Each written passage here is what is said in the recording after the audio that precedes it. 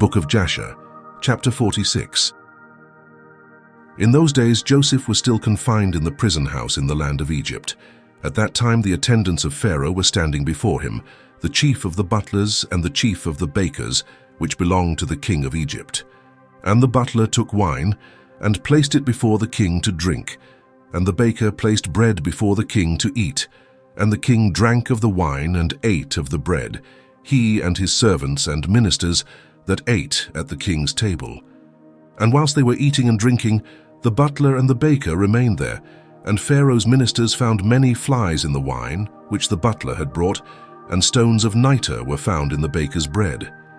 And the captain of the guard placed Joseph as an attendant on Pharaoh's officers, and Pharaoh's officers were in confinement 1 year. And at the end of the year they both dreamed dreams in one night, in the place of confinement where they were, and in the morning Joseph came to them to attend upon them as usual. And he saw them, and behold, their countenances were dejected and sad.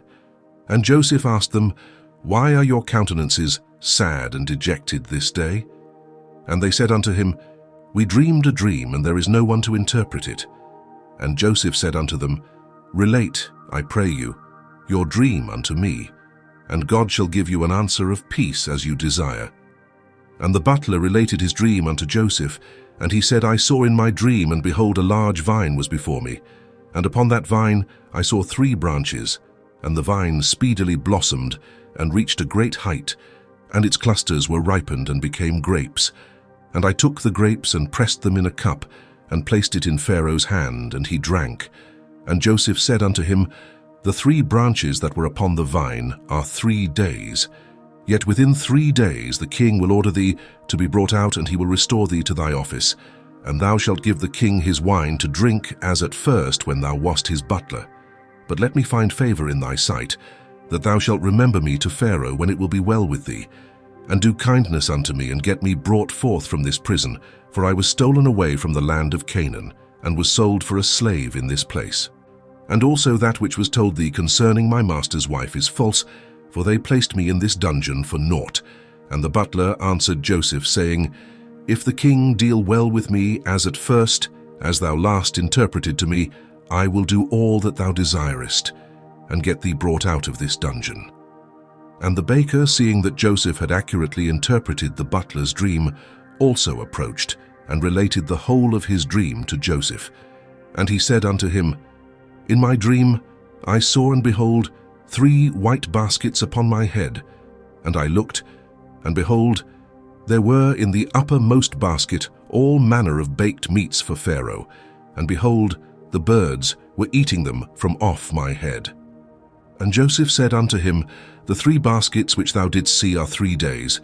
Yet within 3 days Pharaoh will take off thy head, and hang thee upon a tree, and the birds will eat thy flesh from off thee, as thou sawest in thy dream.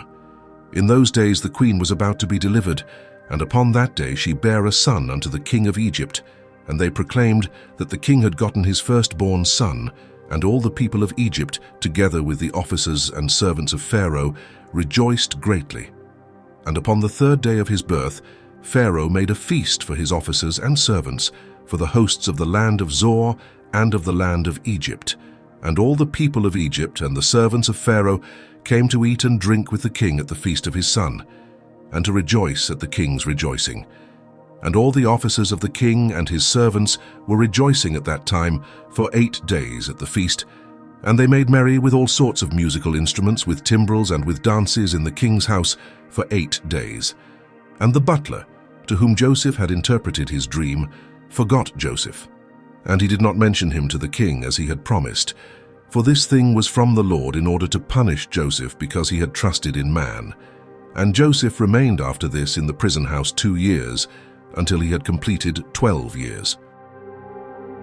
Book of Jasher, chapter 47. And Isaac the son of Abraham was still living in those days in the land of Canaan. He was very aged, 180 years old, and Esau his son, the brother of Jacob, was in the land of Edom, and he and his sons had possessions in it amongst the children of Seir. And Esau heard that his father's time was drawing nigh to die, and he and his sons and household came unto the land of Canaan, unto his father's house, And Jacob and his sons went forth from the place where they dwelt in Hebron. And they all came to their father Isaac, and they found Esau and his sons in the tent. And Jacob and his sons sat before his father Isaac, and Jacob was still mourning for his son Joseph. And Isaac said unto Jacob, Bring me hither thy sons, and I will bless them. And Jacob brought his 11 children before his father Isaac. And Isaac placed his hands upon all the sons of Jacob, and he took hold of them and embraced them, and kissed them one by one. And Isaac blessed them on that day, and he said unto them, May the God of your fathers bless you, and increase your seed like the stars of heaven for number. And Isaac also blessed the sons of Esau, saying, May God cause you to be a dread and a terror to all that will behold you, and to all your enemies. And Isaac called Jacob and his sons, and they all came and sat before Isaac. And Isaac said unto Jacob, The Lord God of the whole earth said unto me, Unto thy seed will I give this land for an inheritance, if thy children keep my statutes and my ways, and I will perform unto them the oath which I swore unto thy father Abraham. Now therefore, my son, teach thy children and thy children's children to fear the Lord, and to go in the good way which will please the Lord thy God. For if you keep the ways of the Lord and his statutes, the Lord will also keep unto you his covenant with Abraham, and will do well with you and your seed all the days. And when Isaac had finished commanding Jacob and his children, he gave up the ghost and died, and was gathered unto his people. And Jacob and Esau fell upon the face of their father Isaac, and they wept.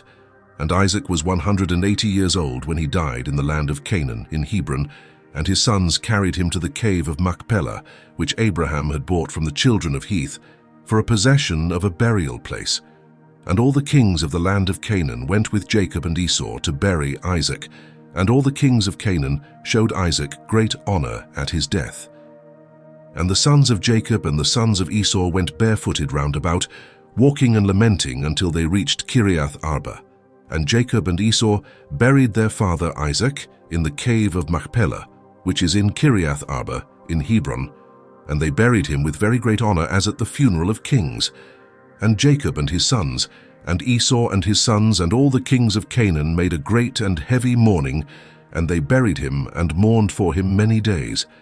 And at the death of Isaac he left his cattle and his possessions and all belonging to him to his sons. And Esau said unto Jacob, Behold, I pray thee, all that our father has left, we will divide it in 2 parts, and I will have the choice. And Jacob said, We will do so. And Jacob took all that Isaac had left in the land of Canaan, the cattle and the property, and he placed them in 2 parts before Esau and his sons.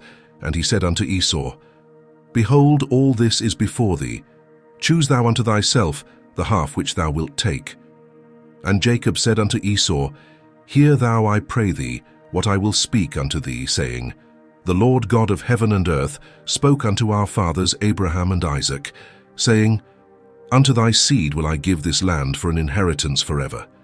Now therefore all that our father has left is before thee, and behold, all the land is before thee.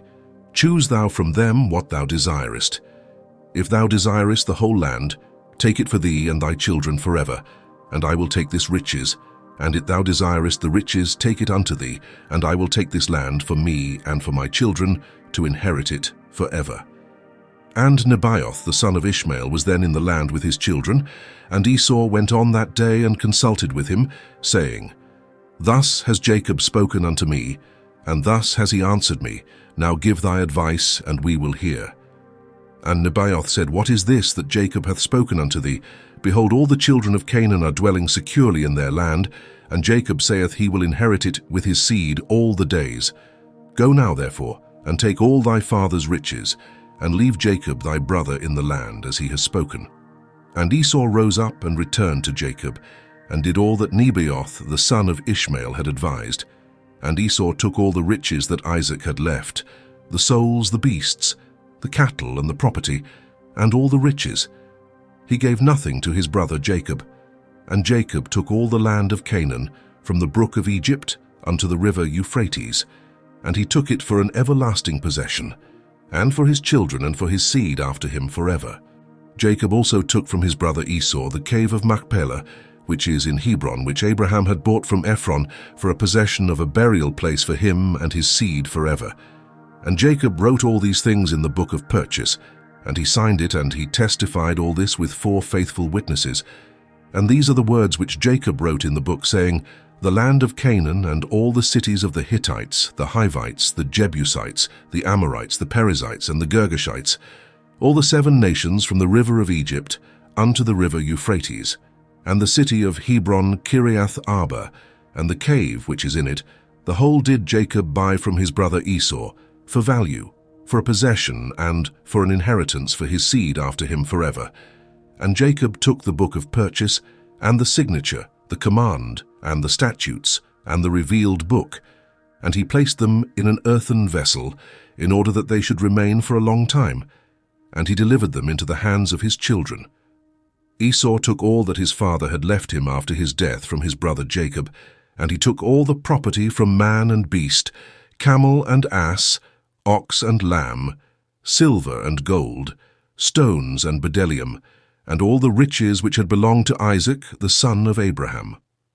There was nothing left which Esau did not take unto himself from all that Isaac had left after his death. And Esau took all this, and he and his children went home to the land of Seir the Horite, away from his brother Jacob and his children. And Esau had possessions amongst the children of Seir, and Esau returned not to the land of Canaan from that day forward. And the whole land of Canaan became an inheritance to the children of Israel for an everlasting inheritance. And Esau, with all his children, inherited the mountain of Seir. Book of Jasher, chapter 48. In those days after the death of Isaac, the Lord commanded and caused a famine upon the whole earth. At that time Pharaoh king of Egypt was sitting upon his throne in the land of Egypt, and lay in his bed, and dreamed dreams. And Pharaoh saw in his dream that he was standing by the side of the river of Egypt. And whilst he was standing, he saw, and behold, 7 fat-fleshed and well-favoured kine came up out of the river. And 7 other kine, lean-fleshed and ill-favoured, came up after them. And the 7 ill-favoured ones swallowed up the well-favoured ones, and still their appearance was ill as at first. And he awoke, and he slept again, and he dreamed a second time. And he saw, and behold, 7 ears of corn came up upon one stalk, rank and good, and 7 thin ears blasted with the east wind sprang up after them, and the thin ears swallowed up the full ones, and Pharaoh awoke out of his dream. And in the morning the king remembered his dreams, and his spirit was sadly troubled on account of his dreams, and the king hastened and sent and called for all the magicians of Egypt and the wise men, and they came and stood before Pharaoh. And the king said unto them, I have dreamed dreams, and there is none to interpret them. And they said unto the king, Relate thy dreams to thy servants, and let us hear them. And the king related his dreams to them, and they all answered and said with one voice to the king, May the king live forever, and this is the interpretation of thy dreams. The 7 good kine which thou didst see denote 7 daughters that will be born unto thee in the latter days, and the 7 keen which thou sawest come up after them, and swallowed them up, are for a sign that the daughters which will be born unto thee will all die in the lifetime of the king. And that which thou didst see in the second dream, of 7 full good ears of corn coming up upon one stalk, this is their interpretation, that thou wilt build unto thyself in the latter days 7 cities throughout the land of Egypt. And that which thou sawest of the 7 blasted ears of corn springing up after them, and swallowing them up whilst thou didst behold them with thine eyes, is for a sign that the cities which thou wilt build will all be destroyed in the latter days, in the lifetime of the king. And when they spoke these words, the king did not incline his ear to their words, neither did he fix his heart upon them, for the king knew in his wisdom that they did not give a proper interpretation of the dreams. And when they had finished speaking before the king answered them, saying, What is this thing that you have spoken unto me? Surely you have uttered falsehood and spoken lies. Therefore now give the proper interpretation of my dreams, that you may not die. And the king commanded after this, and he sent and called again for other wise men, and they came and stood before the king, and the king related his dreams to them, and they all answered him according to the first interpretation, And the king's anger was kindled, and he was very wroth. And the king said unto them, Surely you speak lies and utter falsehood in what you have said. And the king commanded that a proclamation should be issued throughout the land of Egypt, saying, It is resolved by the king and his great men, that any wise man who knoweth and understandeth the interpretation of dreams, and will not come this day before the king, shall die. And the man that will declare unto the king the proper interpretation of his dreams, there shall be given unto him all that he will require from the king. And all the wise men of the land of Egypt came before the king, together with all the magicians and sorcerers that were in Egypt and in Goshen, in Rameses, in Tachpanches, in Zoar, and in all the places on the borders of Egypt. And they all stood before the king. And all the nobles and the princes and the attendants belonging to the king came together from all the cities of Egypt, and they all sat before the king, and the king related his dreams before the wise men, and the princes, and all that sat before the king were astonished at the vision. And all the wise men who were before the king were greatly divided in their interpretation of his dreams. Some of them interpreted them to the king, saying, The 7 good kine are 7 kings, who from the king's issue will be raised over Egypt. And the 7 bad kine are 7 princes, who will stand up against them in the latter days and destroy them. And the 7 ears of corn are the 7 great princes belonging to Egypt, who will fall in the hands of the 7 less powerful princes of their enemies, in the wars of our lord the king. And some of them interpreted to the king in this manner, saying, The 7 good kine are the strong cities of Egypt, and the 7 bad kine are the 7 nations of the land of Canaan, who will come against the 7 cities of Egypt in the latter days, and destroy them. And that which thou sawest in the second dream, of 7 good and bad ears of corn, is a sign that the government of Egypt will again return to thy seed as at first, and in his reign the people of the cities of Egypt will turn against the 7 cities of Canaan, who are stronger than they are, and will destroy them, and the government of Egypt will return to thy seed. And some of them said unto the king, This is the interpretation of thy dreams. The 7 good kine are 7 queens, whom thou wilt take for wives in the latter days, and the 7 bad kine denote that those women will all die in the lifetime of the king. And the 7 good and bad ears of corn which thou didst see in the second dream are 14 children, and it will be in the latter days that they will stand up and fight amongst themselves, and 7 of them will smite the 7 that are more powerful. And some of them said these words unto the king, saying, The 7 good kine denote that 7 children will be born to thee, and they will slay 7 of thy children's children in the latter days.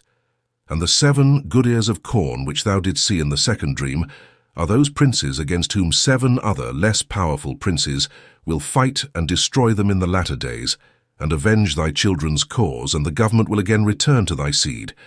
And the king heard all the words of the wise men of Egypt and their interpretation of his dreams, and none of them pleased the king.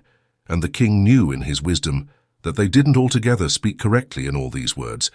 For this was from the Lord to frustrate the words of the wise men of Egypt, in order that Joseph might go forth from the house of confinement, and in order that he should become great in Egypt. And the king saw that none amongst all the wise men and magicians of Egypt spoke correctly to him. And the king's wrath was kindled, and his anger burned within him. And the king commanded that all the wise men and magicians should go out from before him, and they all went out from before the king with shame and disgrace.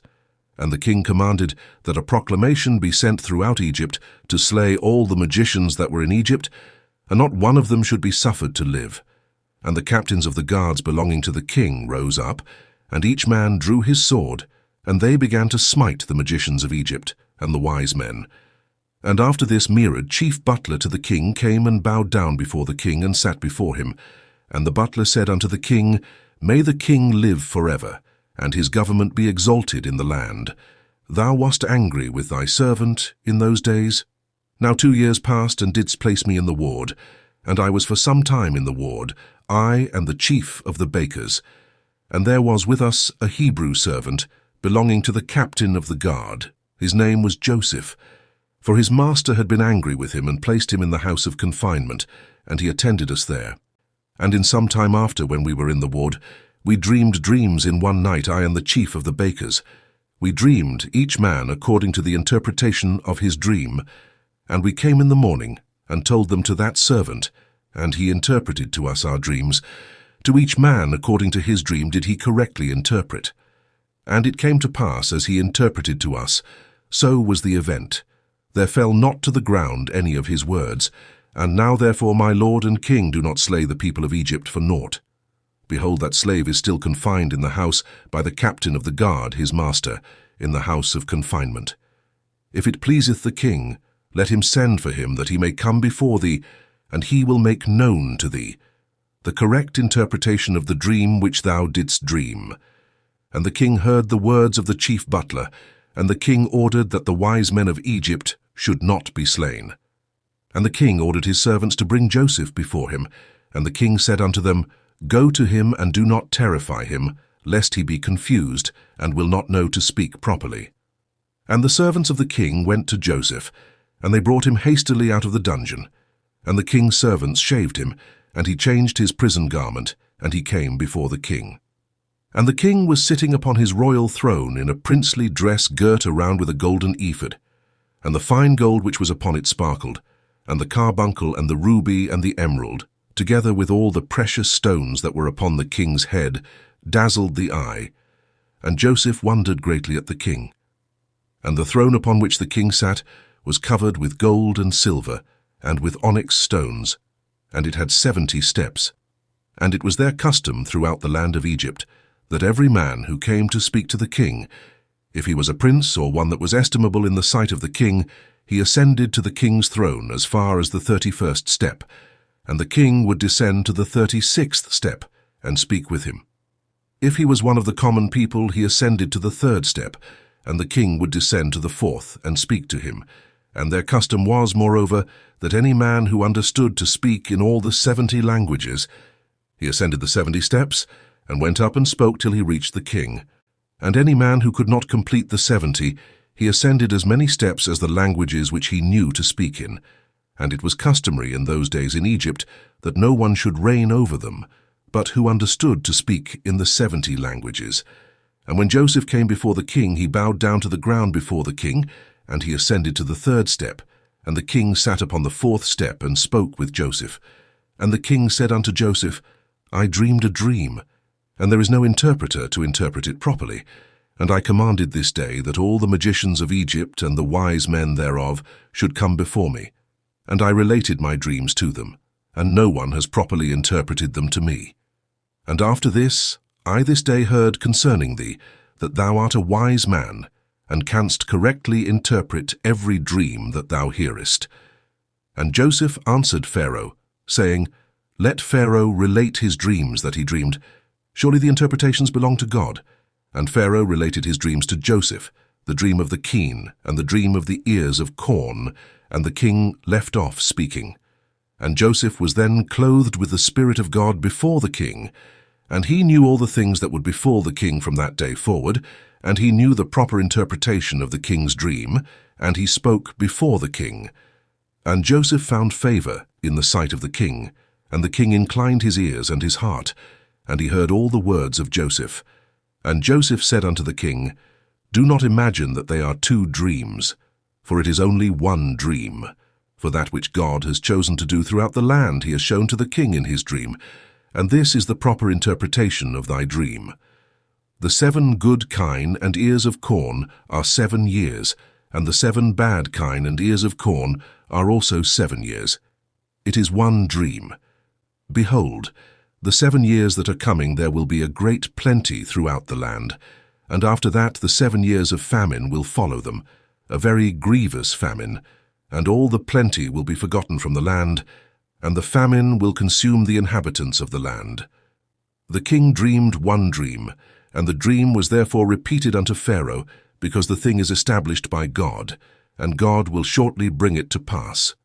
Now therefore I will give thee counsel and deliver thy soul and the souls of the inhabitants of the land from the evil of the famine, that thou seek throughout thy kingdom for a man very discreet and wise, who knoweth all the affairs of government, and appoint him to superintend over the land of Egypt.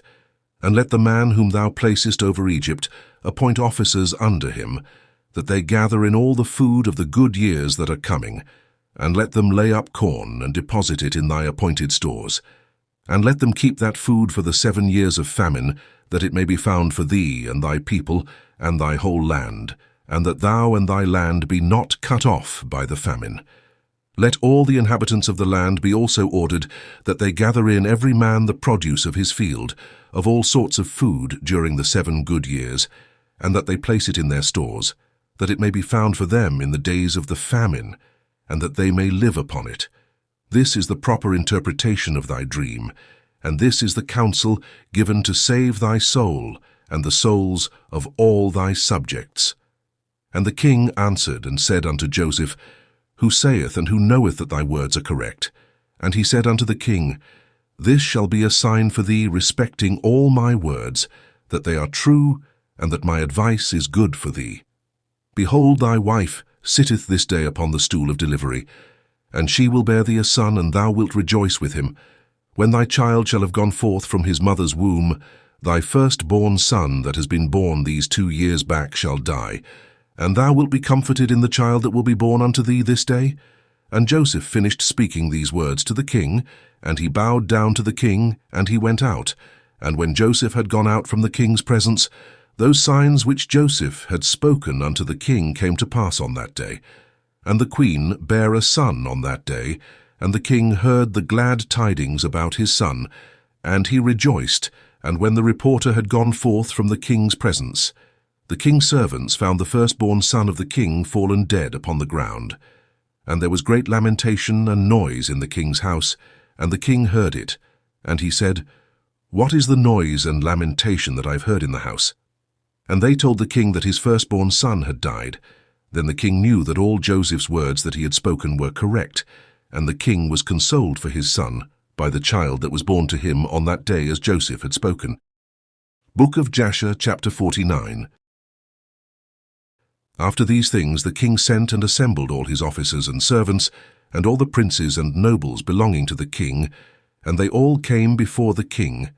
And the king said unto them, Behold, you have seen and heard all the words of this Hebrew man, and all the signs which he declared would come to pass, and not any of his words have fallen to the ground. You know that he has given a proper interpretation of the dream, and it will surely come to pass. Now therefore take counsel, and know what you will do and how the land will be delivered from the famine.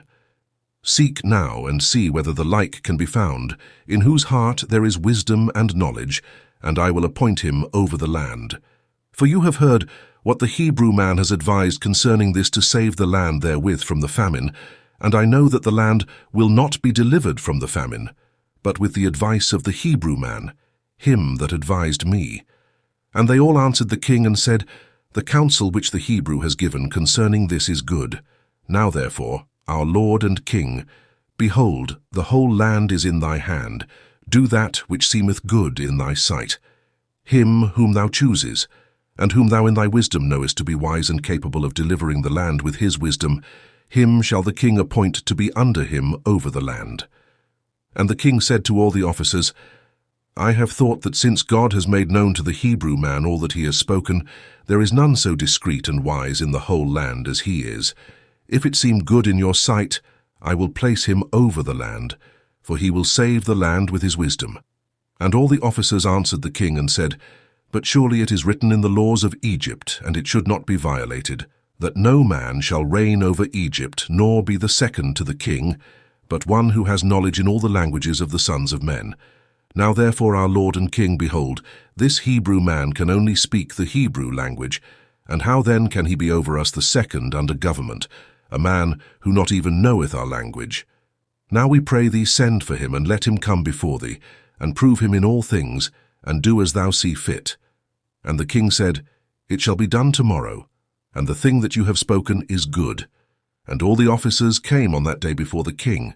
And on that night the Lord sent one of his ministering angels, and he came into the land of Egypt unto Joseph, and the angel of the Lord stood over Joseph.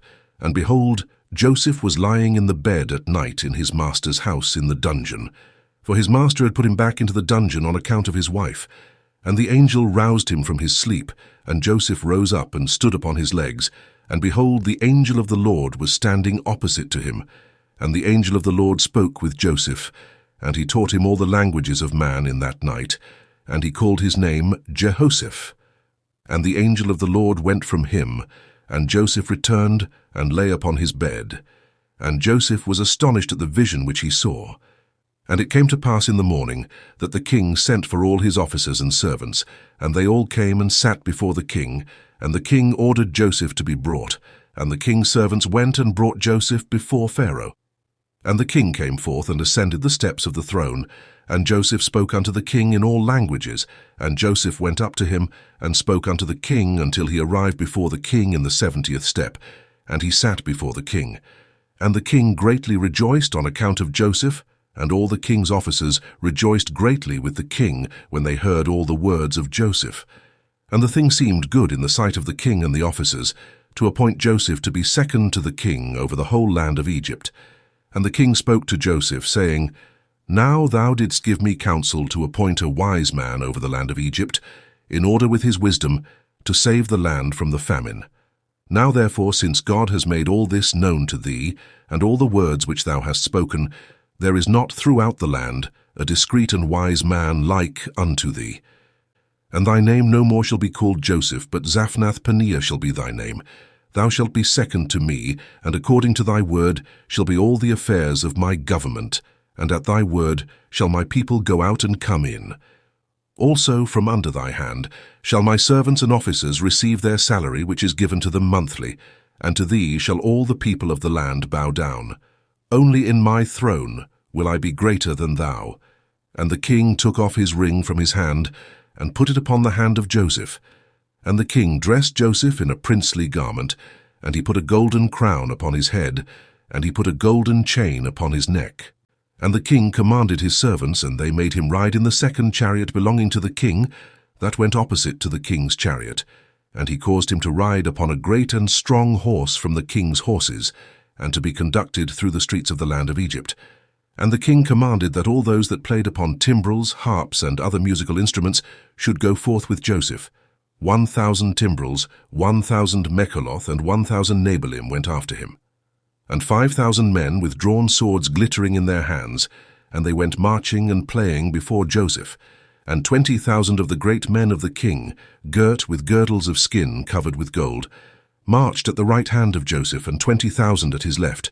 And all the women and damsels went upon the roofs, or stood in the streets playing and rejoicing at Joseph, and gazed at the appearance of Joseph and at his beauty. And the king's people went before him and behind him, perfuming the road with frankincense and with cassia, and with all sorts of fine perfume, and scattered myrrh and aloes along the road. And 20 men proclaimed these words before him throughout the land in a loud voice. Do you see this man whom the king has chosen to be his second? All the affairs of government shall be regulated by him, and he that transgresses his orders, or that does not bow down before him to the ground, shall die, for he rebels against the king and his second. And when the heralds had ceased proclaiming, all the people of Egypt bowed down to the ground before Joseph and said, May the king live, also may his second live. And all the inhabitants of Egypt bowed down along the road, and when the heralds approached them, they bowed down, and they rejoiced with all sorts of timbrels, Mechal and Nabal, before Joseph. And Joseph upon his horse lifted up his eyes to heaven, and called out and said, He raiseth the poor man from the dust, he lifteth up the needy from the dunghill. O Lord of hosts, happy is the man who trusteth in thee.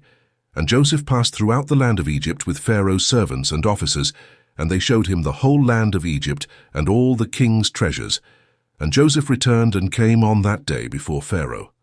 And the king gave unto Joseph a possession in the land of Egypt, a possession of fields and vineyards. And the king gave unto Joseph 3,000 talents of silver, and 1,000 talents of gold, and onyx stones and bdellium, and many gifts. And on the next day the king commanded all the people of Egypt to bring unto Joseph offerings and gifts, and that he that violated the command of the king should die. And they made a high place in the street of the city, and they spread out garments there, and whoever brought anything to Joseph put it into the high place. And all the people of Egypt cast something into the high place, one man a golden earring, and the other rings and earrings, and different vessels of gold and silver work, and onyx stones and bdellium did he cast upon the high place. Every one gave something of what he possessed. And Joseph took all these and placed them in his treasuries, and all the officers and nobles belonging to the king exalted Joseph, and they gave him many gifts, seeing that the king had chosen him to be his second. And the king sent to Potipherah, the son of a Hyrum priest of On, and he took his young daughter Osnath, and gave her unto Joseph for a wife. And the damsel was very comely, a virgin, one whom man had not known, and Joseph took her for a wife. And the king said unto Joseph, I am Pharaoh, and beside thee none shall dare to lift up his hand or his foot to regulate my people throughout the land of Egypt. And Joseph was 30 years old when he stood before Pharaoh. And Joseph went out from before the king, and he became the king's second in Egypt. And the king gave Joseph 100 servants to attend him in his house. And Joseph also sent and purchased many servants, and they remained in the house of Joseph. Joseph then built for himself a very magnificent house like unto the houses of kings, before the court of the king's palace. And he made in the house a large temple, very elegant in appearance and convenient for his residence. 3 years was Joseph in erecting his house. And Joseph made unto himself a very elegant throne of abundance of gold and silver, and he covered it with onyx stones and bdellium. And he made upon it the likeness of the whole land of Egypt, and the likeness of the river of Egypt, that watereth the whole land of Egypt. And Joseph sat securely upon his throne in his house, and the Lord increased Joseph's wisdom. And all the inhabitants of Egypt and Pharaoh's servants and his princes loved Joseph exceedingly, for this thing was from the Lord to Joseph. And Joseph had an army that made war, going out in hosts and troops, to the number of 40,600 men, capable of bearing arms to assist the king and Joseph against the enemy, besides the king's officers and his servants and inhabitants of Egypt without number. And Joseph gave unto his mighty men, and to all his host, shields and javelins and caps and coats of mail and stones for slinging. Book of Jasher, chapter 50. At that time the children of Tarshish came against the sons of Ishmael and made war with them, and the children of Tarshish spoiled the Ishmaelites for a long time. And the children of Ishmael were small in number in those days, and they could not prevail over the children of Tarshish, and they were sorely oppressed. And the old men of the Ishmaelites sent a record to the king of Egypt, saying, Send, I pray thee, unto thy servants, officers, and hosts, to help us to fight against the children of Tarshish, for we have been consuming away for a long time. And Pharaoh sent Joseph with the mighty men and host which were with him, and also his mighty men from the king's house. And they went to the land of Havilah to the children of Ishmael, to assist them against the children of Tarshish. And the children of Ishmael fought with the children of Tarshish, and Joseph smote the Tarshishites, and he subdued all their land. And the children of Ishmael dwell therein unto this day. And when the land of Tarshish was subdued, all the Tarshishites ran away, and came on the border of their brethren, the children of Javan. And Joseph with all his mighty men and host returned to Egypt, not one man of them missing. And at the revolution of the year, in the 2nd year of Joseph's reigning over Egypt, the Lord gave great plenty throughout the land for 7 years, as Joseph had spoken. For the Lord blessed all the produce of the earth in those days for 7 years, and they ate and were greatly satisfied. And Joseph at that time had officers under him, and they collected all the food of the good years, and heaped corn year by year. And they placed it in the treasuries of Joseph, and at any time when they gathered the food, Joseph commanded that they should bring the corn in the ears, and also bring with it some of the soil of the field, that it should not spoil. And Joseph did according to this year by year, and he heaped up corn like the sand of the sea for abundance, for his stores were immense, and could not be numbered for abundance. And also all the inhabitants of Egypt gathered all sorts of food in their stores in great abundance during the 7 good years, but they did not do unto it as Joseph did. And all the food which Joseph and the Egyptians had gathered during the 7 years of plenty was secured for the land in stores for the 7 years of famine, for the support of the whole land. And the inhabitants of Egypt filled each man his store, and his concealed place with corn to be for support during the famine. And Joseph placed all the food that he had gathered in all the cities of Egypt, And he closed all the stores and placed sentinels over them. And Joseph's wife Osnath, the daughter of Potiphera, bare him 2 sons, Manasseh and Ephraim, and Joseph was 34 years old when he begat them. And the lads grew up, and they went in his ways and in his instructions. They did not deviate from the way which their father taught them, either to the right or left. And the Lord was with the lads, and they grew up and had understanding and skill in all wisdom, and in all the affairs of government, and all the king's officers and his great men of the inhabitants of Egypt exalted the lads, and they were brought up amongst the king's children. And the 7 years of plenty that were throughout the land were at an end. And the 7 years of famine came after them, as Joseph had spoken, and the famine was throughout the land.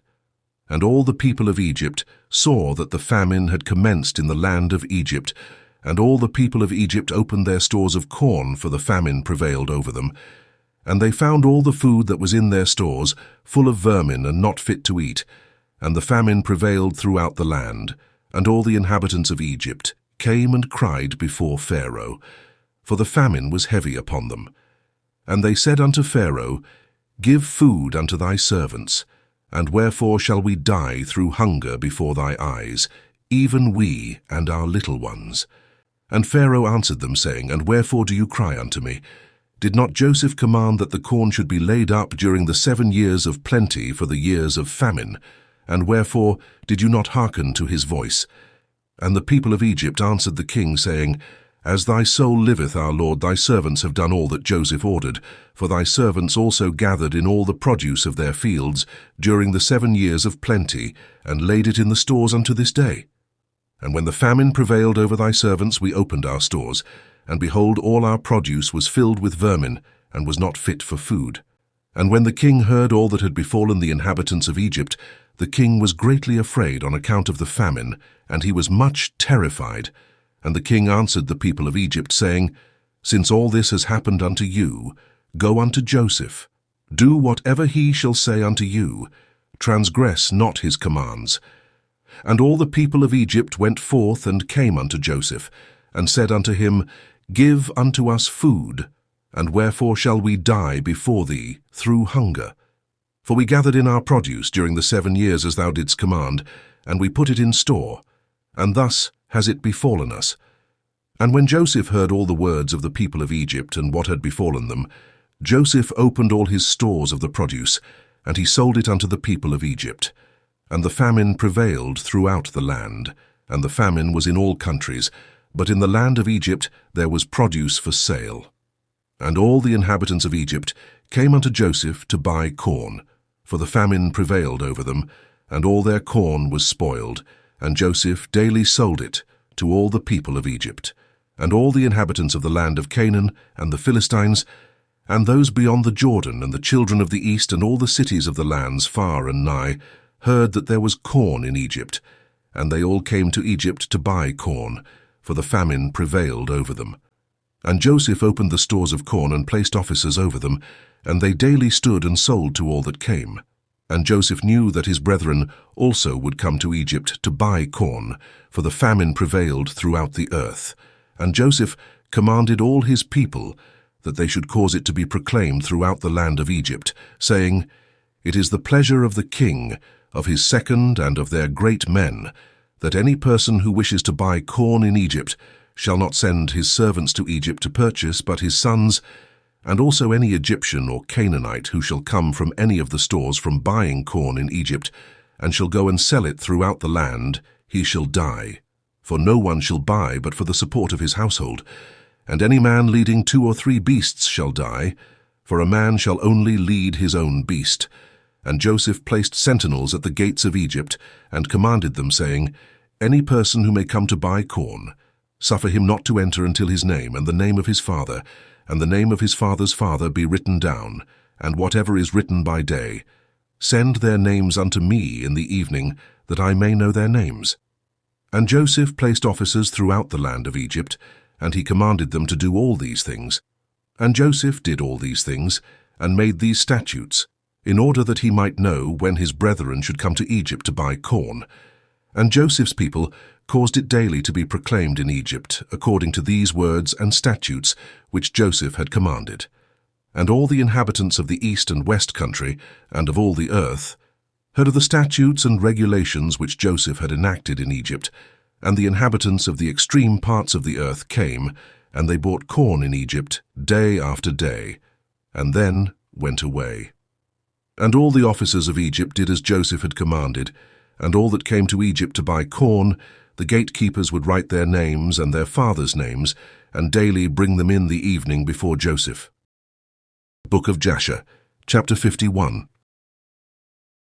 And Jacob afterward heard that there was corn in Egypt, and he called unto his sons to go to Egypt to buy corn, for upon them also did the famine prevail. And he called unto his sons, saying, Behold, I hear that there is corn in Egypt, and all the people of the earth go there to purchase. Now therefore why will you show yourselves satisfied before the whole earth? Go you also down to Egypt, and buy us a little corn amongst those that come there, that we may not die. And the sons of Jacob hearkened to the voice of their father, and they rose up to go down to Egypt in order to buy corn amongst the rest that came there. And Jacob their father commanded them, saying, When you come into the city, do not enter together in one gate, on account of the inhabitants of the land. And the sons of Jacob went forth, and they went to Egypt. And the sons of Jacob did all as their father had commanded them. And Jacob did not send Benjamin, for he said, Lest an accident might befall him on the road like his brother. And 10 of Jacob's sons went forth. And whilst the sons of Jacob were going on the road, they repented of what they had done to Joseph, and they spoke to each other, saying, We know that our brother Joseph went down to Egypt. And now we will seek him where we go, and if we find him, we will take him from his master for a ransom, and if not, by force, and we will die for him. And the sons of Jacob agreed to this thing and strengthened themselves on account of Joseph, to deliver him from the hand of his master. And the sons of Jacob went to Egypt. And when they came near to Egypt, they separated from each other. And they came through 10 gates of Egypt, and the gatekeepers wrote their names on that day, and brought them to Joseph in the evening. And Joseph read the names from the hand of the gatekeepers of the city.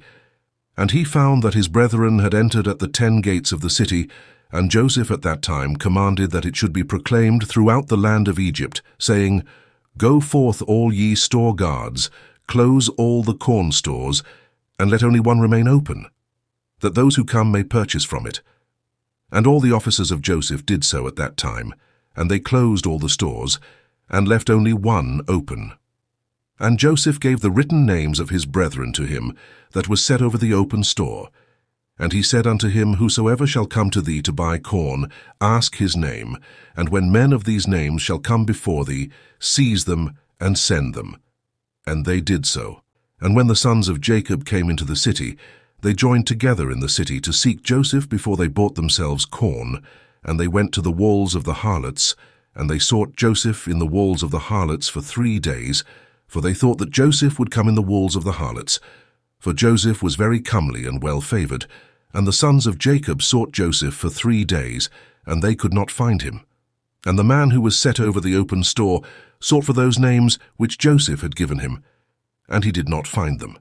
And he sent to Joseph, saying, These 3 days have passed, and those men whose names thou didst give unto me have not come.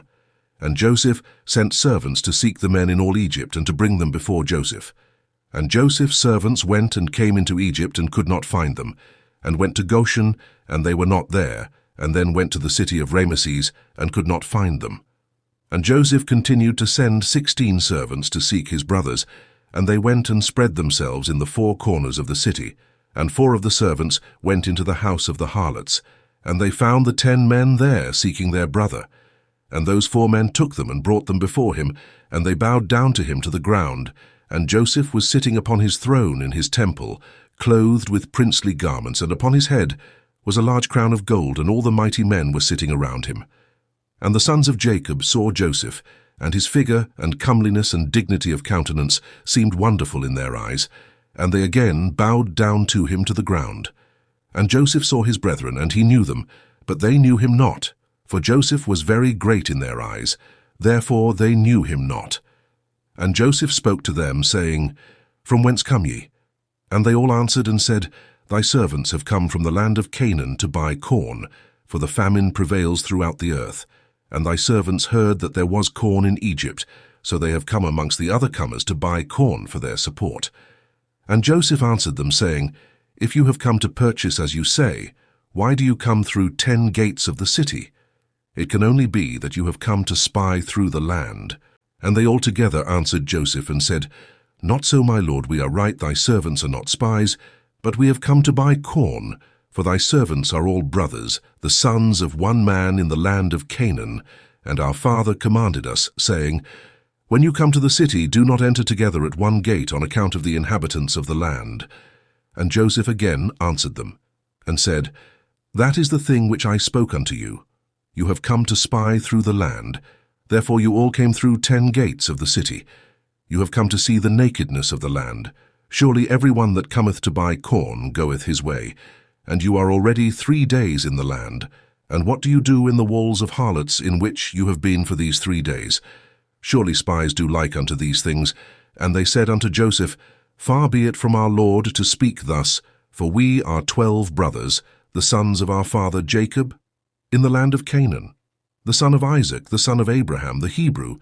And behold, the youngest is with our father this day in the land of Canaan, and one is not, for he was lost from us, and we thought perhaps he might be in this land.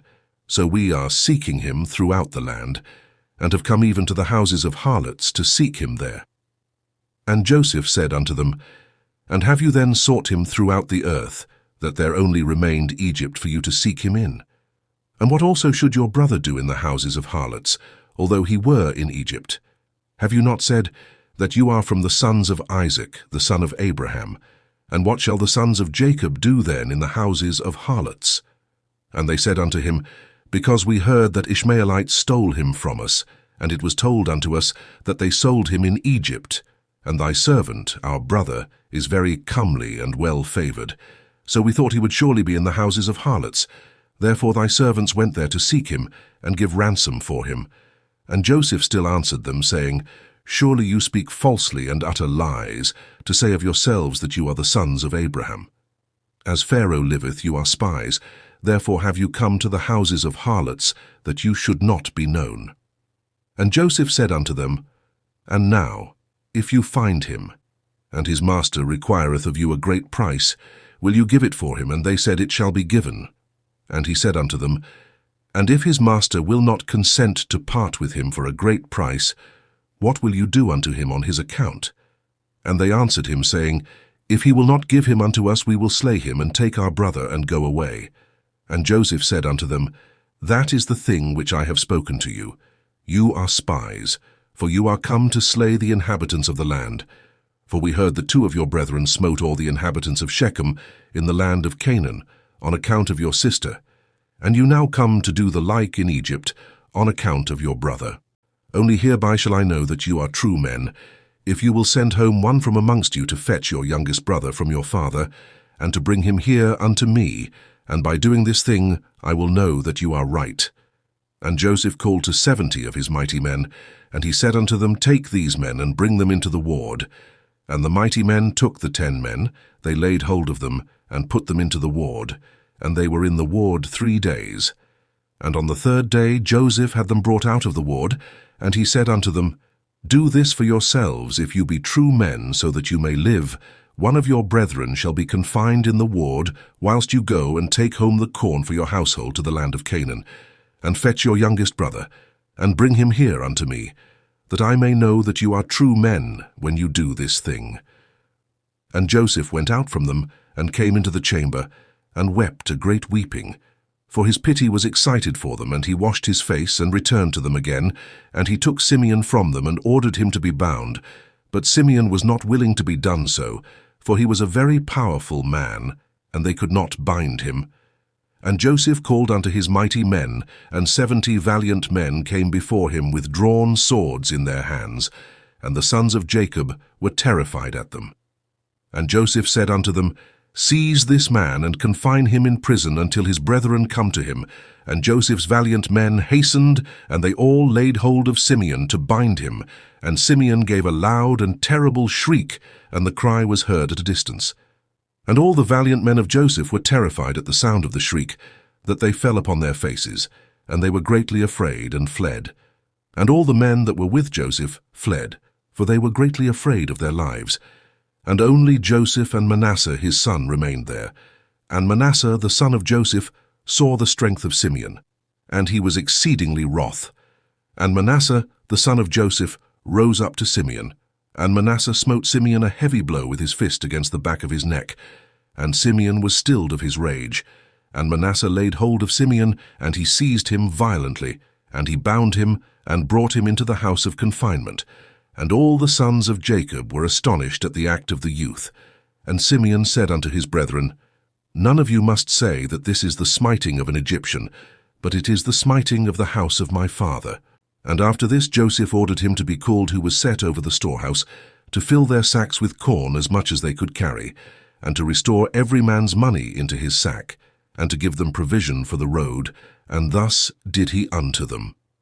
And Joseph commanded them, saying, Take heed lest you transgress my orders to bring your brother as I have told you, and it shall be when you bring your brother hither unto me, then will I know that you are true men, and you shall traffic in the land, and I will restore unto you your brother, and you shall return in peace to your father. And they all answered and said, According as our Lord speaketh, so will we do. And they bowed down to him to the ground. And every man lifted his corn upon his ass, and they went out to go to the land of Canaan to their father. And they came to the inn, and Levi spread his sack to give provender to his ass, when he saw, and behold, his money and full weight was still in his sack. And the man was greatly afraid, and he said unto his brethren, My money is restored, and lo, it is even in my sack. And the men were greatly afraid. And they said, What is this that God hath done unto us? And they all said, And where is the Lord's kindness with our fathers, with Abraham, Isaac, and Jacob, that the Lord has this day delivered us into the hands of the king of Egypt to contrive against us? And Judah said unto them, Surely we are guilty sinners before the Lord our God, in having sold our brother, our own flesh. And wherefore do you say, Where is the Lord's kindness with our fathers? And Reuben said unto them, Said I not unto you, Do not sin against the lad, and you would not listen to me. Now God requireth him from us, and how dare you say, Where is the Lord's kindness with our fathers, whilst you have sinned unto the Lord? And they tarried overnight in that place, and they rose up early in the morning, and laded their asses with their corn, and they led them, and went on, and came to their father's house in the land of Canaan. And Jacob and his household went out to meet his sons. And Jacob saw, and behold, their brother Simeon was not with them. And Jacob said unto his sons, Where is your brother Simeon, whom I do not see? And his sons told him all that had befallen them in Egypt. Book of Jasher, chapter 52. And they entered their house, and every man opened his sack, and they saw, and behold, every man's bundle of money was there, at which they and their father were greatly terrified. And Jacob said unto them, What is this that you have done to me? I sent your brother Joseph to inquire after your welfare, and you said unto me, A wild beast did devour him.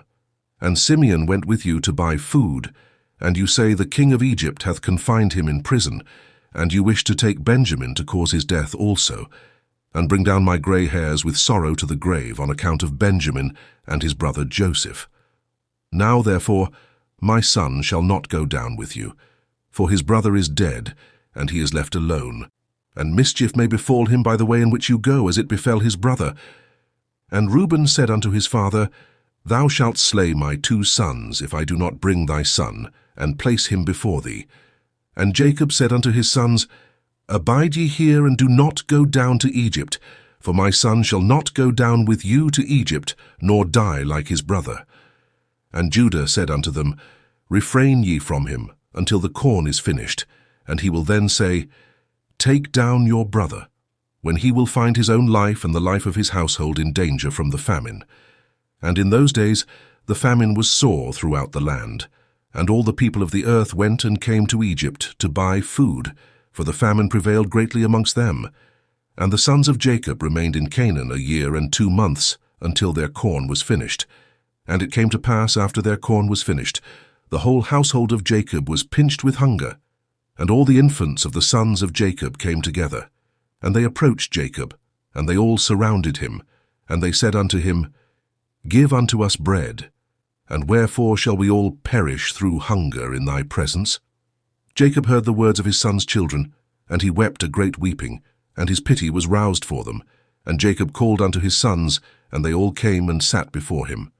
And Jacob said unto them, And have you not seen how your children have been weeping over me this day, saying, Give unto us bread, and there is none. Now therefore return, and buy for us a little food. And Judah answered and said unto his father, If thou wilt send our brother with us, we will go down and buy corn for thee. And if thou wilt not send him, then we will not go down. For surely the king of Egypt particularly enjoined us, saying, You shall not see my face unless your brother be with you. For the king of Egypt is a strong and mighty king. And behold, if we shall go to him without our brother, we shall all be put to death. Dost thou not know, and hast thou not heard, that this king is very powerful and wise, and there is not like unto him in all the earth? Behold, we have seen all the kings of the earth, and we have not seen one like that king, the king of Egypt. Surely, amongst all the kings of the earth there is none greater than Abimelech king of the Philistines, yet the king of Egypt is greater and mightier than he, and Abimelech can only be compared to one of his officers.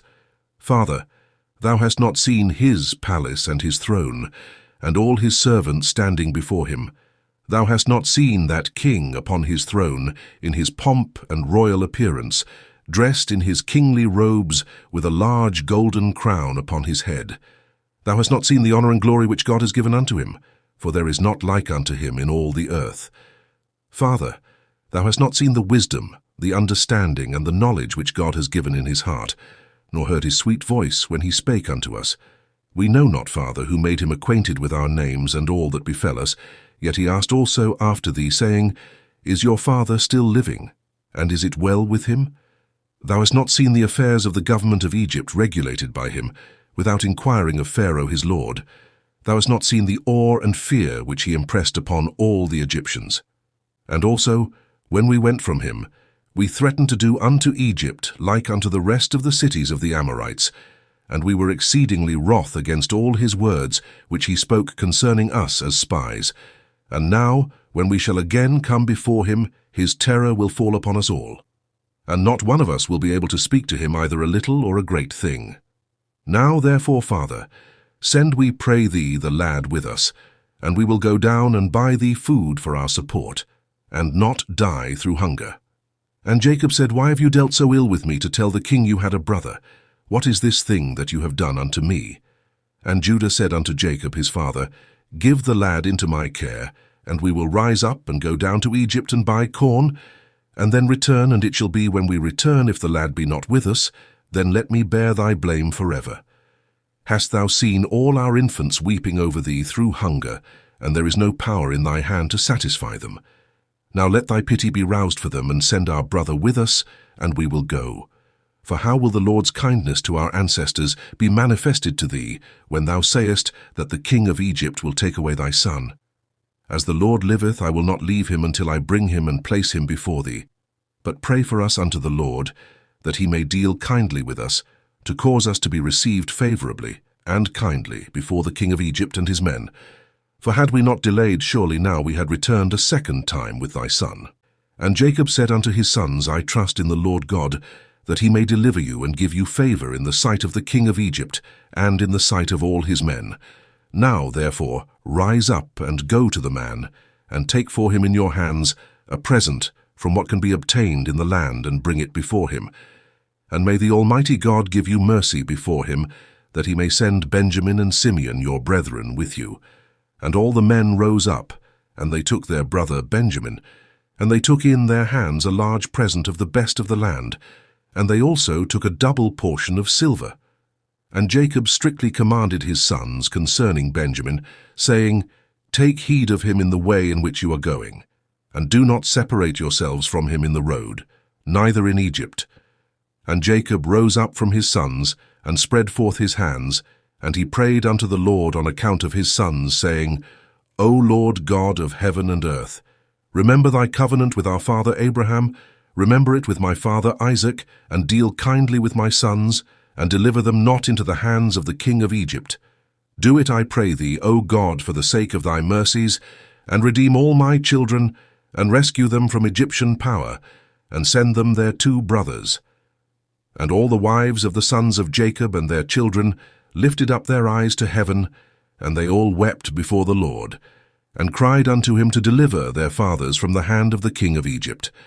And Jacob wrote a record to the king of Egypt, and gave it into the hand of Judah, and into the hands of his sons for the king of Egypt, saying, From thy servant Jacob, son of Isaac, son of Abraham the Hebrew, the prince of God, to the powerful and wise king, the revealer of secrets, king of Egypt, greeting. Be it known to my lord the king of Egypt, the famine was sore upon us in the land of Canaan, and I sent my sons to thee to buy us a little food from thee for our support. For my sons surrounded me, and I, being very old, cannot see with my eyes, for my eyes have become very heavy through age, as well as with daily weeping for my son. For Joseph, who was lost from before me, and I commanded my sons that they should not enter the gates of the city when they came to Egypt, on account of the inhabitants of the land. And I also commanded them to go about Egypt to seek for my son Joseph. Perhaps they might find him there, and they did so, and thou didst consider them as spies of the land. Have we not heard concerning thee that thou didst interpret Pharaoh's dream, and didst speak truly unto him? How then dost thou not know in thy wisdom whether my sons are spies or not? Now therefore, my lord and king, behold, I have sent my son before thee, as thou didst speak unto my sons. I beseech thee to put thy eyes upon him, until he is returned to me in peace with his brethren. For dost thou not know, or hast thou not heard that which our God did unto Pharaoh, when he took my mother Sarah?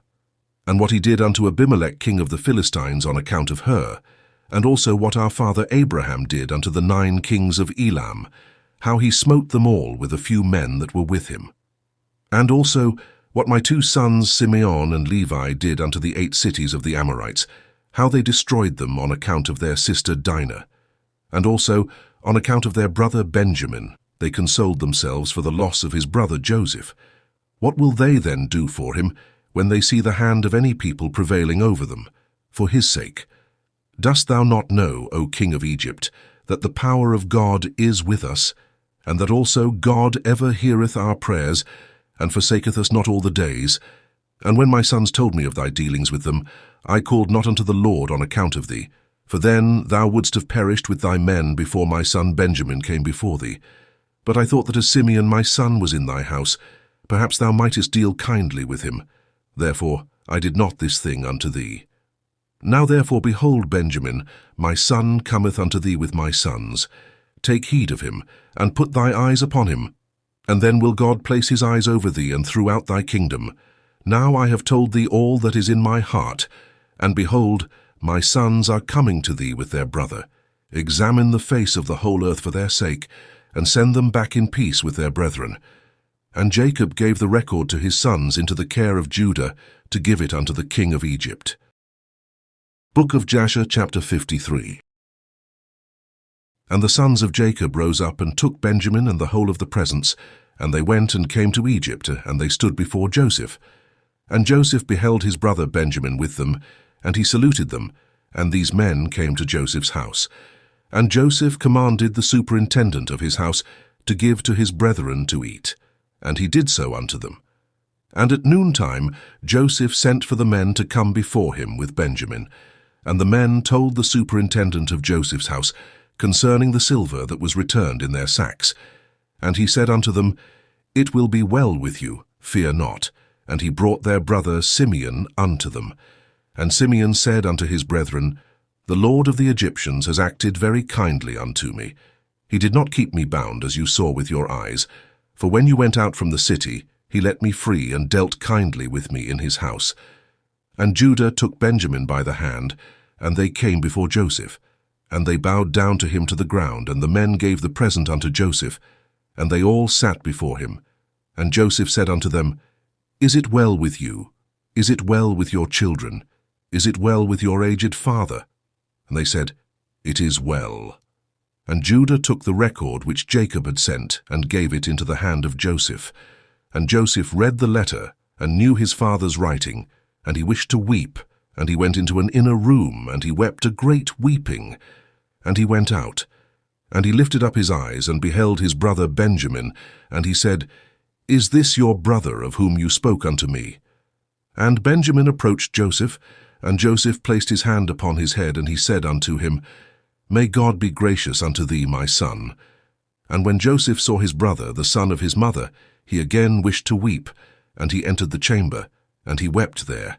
And he washed his face, and went out, and refrained from weeping, and he said, Prepare food. And Joseph had a cup from which he drank, and it was of silver, beautifully inlaid with onyx stones and bdellium. And Joseph struck the cup in the sight of his brethren, whilst they were sitting to eat with him. And Joseph said unto the men, I know by this cup that Reuben the firstborn, Simeon and Levi and Judah, Issachar and Zebulun, are children from one mother. Seat yourselves to eat according to your births.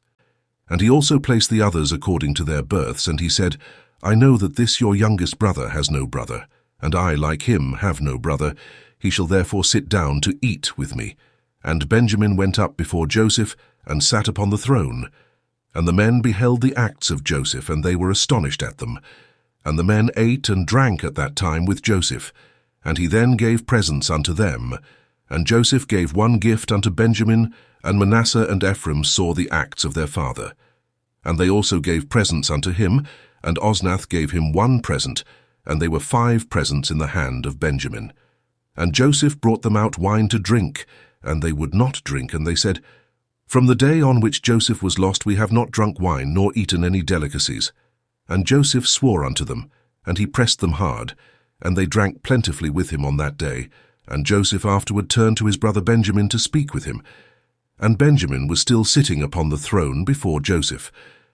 And Joseph said unto him, Hast thou begotten any children? And he said, Thy servant has 10 sons, and these are their names, Bela, Becher, Ashbal, Gera, Naaman, Achi, Rosh, Mupim, Chupim, and Ord. And I called their names after my brother, whom I have not seen. And he ordered them to bring before him his map of the stars, whereby Joseph knew all the times. And Joseph said unto Benjamin, I have heard that the Hebrews are acquainted with all wisdom. Dost thou know anything of this? And Benjamin said, Thy servant is knowing also in all the wisdom which my father taught me. And Joseph said unto Benjamin, Look now at this instrument, and understand where thy brother Joseph is in Egypt, who you said went down to Egypt. And Benjamin beheld that instrument with the map of the stars of heaven. And he was wise, and looked therein to know where his brother was. And Benjamin divided the whole land of Egypt into 4 divisions. And he found that he who was sitting upon the throne before him was his brother Joseph. And Benjamin wondered greatly. And when Joseph saw that his brother Benjamin was so much astonished, he said unto Benjamin, What hast thou seen, and why art thou astonished? And Benjamin said unto Joseph, I can see by this that Joseph, my brother, sitteth here with me upon the throne. And Joseph said unto him, I am Joseph thy brother. Reveal not this thing unto thy brethren. Behold, I will send thee with them when they go away, and I will command them to be brought back again into the city, and I will take thee away from them. And if they dare their lives and fight for thee, then shall I know that they have repented of what they did unto me, and I will make myself known to them. And if they forsake thee when I take thee, then shalt thou remain with me, and I will wrangle with them a day, and they shall go away, and I will not become known to them. At that time Joseph commanded his officer to fill their sacks with food, and to put each man's money into his sack, and to put the cup in the sack of Benjamin, and to give them provision for the road, and they did so unto them. And on the next day the men rose up early in the morning, and they loaded their asses with their corn, and they went forth with Benjamin, and they went to the land of Canaan with their brother Benjamin. They had not gone far from Egypt when Joseph commanded him that was set over his house, saying, Rise, pursue these men before they get too far from Egypt, and say unto them, Why have you stolen my master's cup? And Joseph's officer rose up, and he reached them, and he spoke unto them all the words of Joseph. And when they heard this thing, they became exceedingly wroth, and they said, He with whom thy master's cup shall be found shall die, and we will also become slaves. And they hastened, and each man brought down his sack from his ass. And they looked in their bags, and the cup was found in Benjamin's bag. And they all tore their garments, And they returned to the city, and they smote Benjamin in the road, continually smiting him until he came into the city, and they stood before Joseph. And Judah's anger was kindled, and he said, "This man has only brought me back to destroy Egypt this day." And the men came to Joseph's house, and they found Joseph sitting upon his throne, and all the mighty men standing at his right and left. And Joseph said unto them, "What is this act that you have done, that you took away my silver cup and went away? But I know that you took my cup, in order to know thereby in what part of the land your brother was." And Judah said, "What shall we say to our Lord? What shall we speak? And how shall we justify ourselves? God has this day found the iniquity of all thy servants, therefore has he done this thing to us this day." And Joseph rose up, and caught hold of Benjamin, and took him from his brethren with violence. And he came to the house, and locked the door at them. And Joseph commanded him that was set over his house, that he should say unto them, "Thus saith the king, Go in peace to your father. Behold, I have taken the man, in whose hand my cup was found." Book of Jasher, chapter 54. And when Judah saw the dealings of Joseph with them, Judah approached him and broke open the door, and came with his brethren before Joseph. And Judah said unto Joseph, "Let it not seem grievous in the sight of my lord.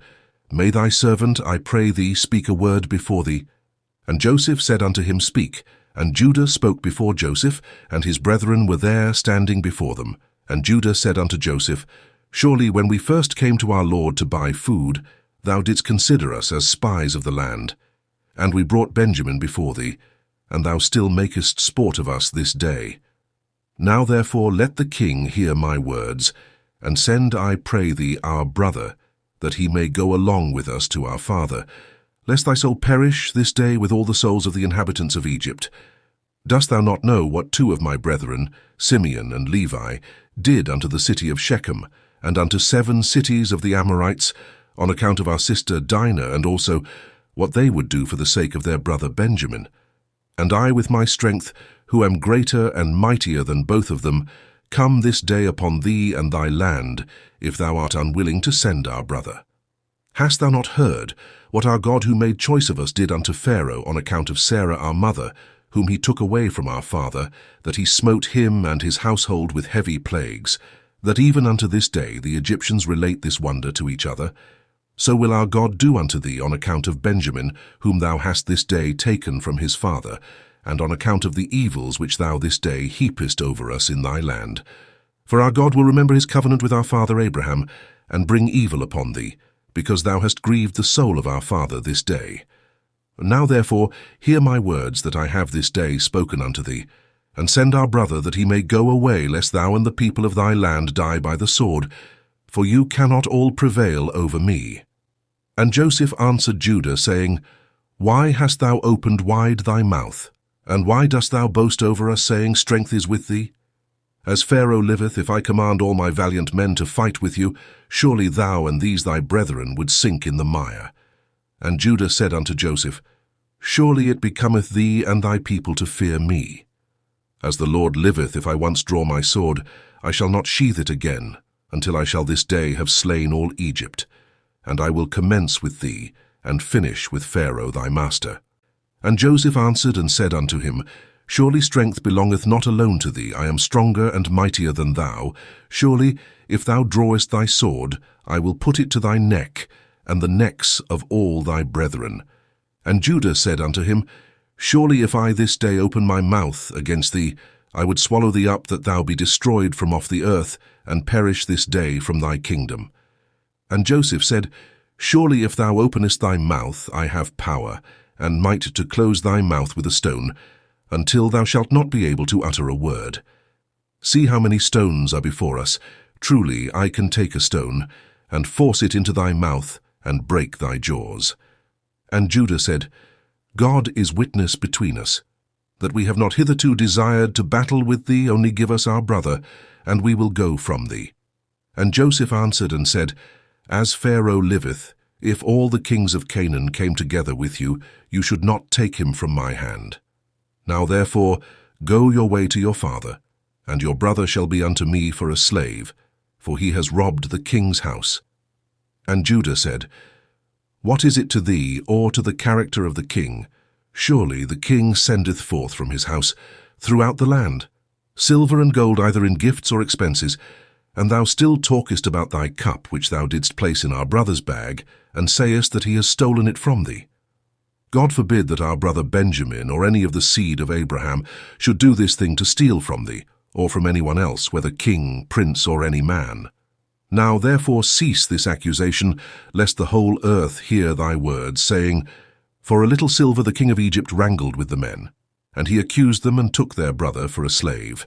And Joseph answered and said, Take unto you this cup, and go from me, and leave your brother for a slave, for it is the judgment of a thief to be a slave. And Judah said, Why art thou not ashamed of thy words, to leave our brother and to take thy cup?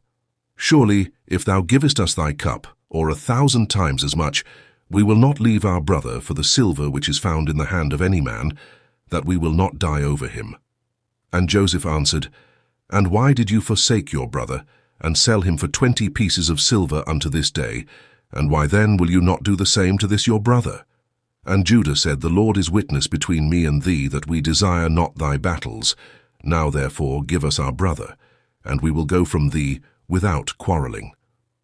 And Joseph answered and said, If all the kings of the land should assemble, they will not be able to take your brother from my hand.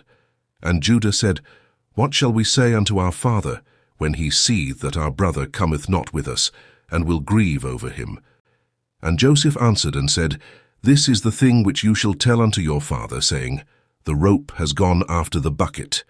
And Judah said, Surely thou art a king, and why speakest thou these things, giving a false judgment? Woe unto the king who is like unto thee. And Joseph answered and said, There is no false judgment in the word that I spoke on account of your brother Joseph.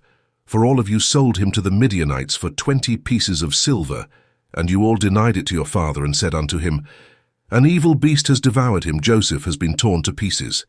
And Judah said, Behold, the fire of Shem burneth in my heart. Now I will burn all your land with fire. And Joseph answered and said, Surely thy sister-in-law Tamar, who killed your sons, extinguished the fire of Shechem. And Judah said, If I pluck out a single hair from my flesh, I will fill all Egypt with its blood. And Joseph answered and said, Such is your custom to do as you did to your brother whom you sold, and you dipped his coat in blood, and brought it to your father, in order that he might say, An evil beast devoured him, and here is his blood. And when Judah heard this thing, he was exceedingly wroth, and his anger burned within him. And there was before him in that place a stone, the weight of which was about 400 shekels, and Judah's anger was kindled, and he took the stone in one hand, and cast it to the heavens, and caught it with his left hand. And he placed it afterward under his legs, and he sat upon it with all his strength, and the stone was turned into dust from the force of Judah. And Joseph saw the act of Judah, and he was very much afraid, but he commanded Manasseh his son, and he also did with another stone like unto the act of Judah. And Judah said unto his brethren, Let not any of you say, This man is an Egyptian, but by his doing this thing he is of our father's family. And Joseph said, Not to you only is strength given, for we are also powerful men, and why will you boast over us all? And Judah said unto Joseph, Send, I pray thee, our brother, and ruin not thy country this day. And Joseph answered and said unto them, Go and tell your father, An evil beast hath devoured him, as you said concerning your brother Joseph. And Judah spoke to his brother Naphtali, and he said unto him, Make haste, go now and number all the streets of Egypt, and come and tell me. And Simeon said unto him, Let not this thing be a trouble to thee. Now I will go to the mount, and take up one large stone from the mount, and level it at everyone in Egypt, and kill all that are in it. And Joseph heard all these words that his brethren spoke before him, and they did not know that Joseph understood them, for they imagined that he knew not to speak Hebrew. And Joseph was greatly afraid at the words of his brethren, lest they should destroy Egypt. And he commanded his son Manasseh, saying, Go now, make haste, and gather unto me all the inhabitants of Egypt, and all the valiant men together, and let them come to me now upon horseback and on foot, and with all sorts of musical instruments. And Manasseh went and did so. And Naphtali went as Judah had commanded him, for Naphtali was light-footed as one of the swift stags, and he would go upon the ears of corn, and they would not break under him. And he went and numbered all the streets of Egypt, and found them to be 12. And he came hastily, and told Judah. And Judah said unto his brethren, Hasten you, and put on every man his sword upon his loins, and we will come over Egypt, and smite them all, and let not a remnant remain. And Judah said, Behold, I will destroy 3 of the streets with my strength, and you shall each destroy 1 street. And when Judah was speaking this thing, behold, the inhabitants of Egypt and all the mighty men came toward them with all sorts of musical instruments and with loud shouting. And their number was 500 cavalry and 10,000 infantry, and 400 men who could fight without sword or spear, only with their hands and strength. And all the mighty men came with great storming and shouting, and they all surrounded the sons of Jacob and terrified them, and the ground quaked at the sound of their shouting. And when the sons of Jacob saw these troops, they were greatly afraid of their lives, and Joseph did so in order to terrify the sons of Jacob to become tranquilized. And Judah, seeing some of his brethren terrified, said unto them, Why are you afraid whilst the grace of God is with us? And when Judah saw all the people of Egypt surrounding them at the command of Joseph to terrify them, only Joseph commanded them, saying, Do not touch any of them.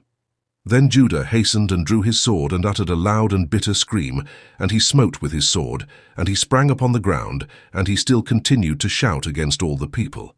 And when he did this thing, the Lord caused the terror of Judah and his brethren to fall upon the valiant men and all the people that surrounded them, and they all fled at the sound of the shouting, and they were terrified, and fell one upon the other. And many of them died as they fell, and they all fled from before Judah and his brethren, and from before Joseph. And whilst they were fleeing, Judah and his brethren pursued them unto the house of Pharaoh, and they all escaped. And Judah again sat before Joseph, and roared at him like a lion, and gave a great and tremendous shriek at him.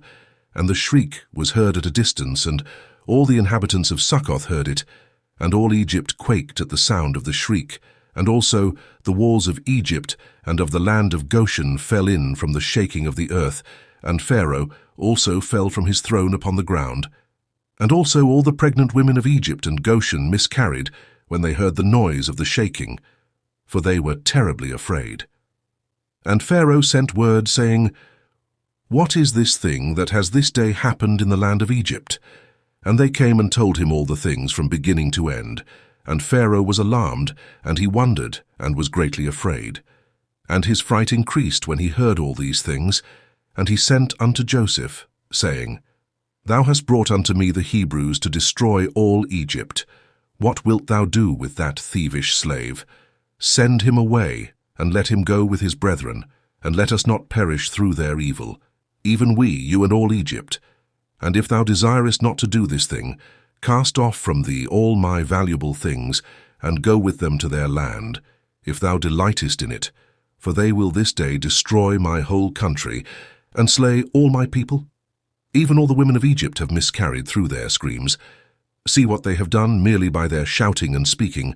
Moreover, if they fight with the sword, they will destroy the land.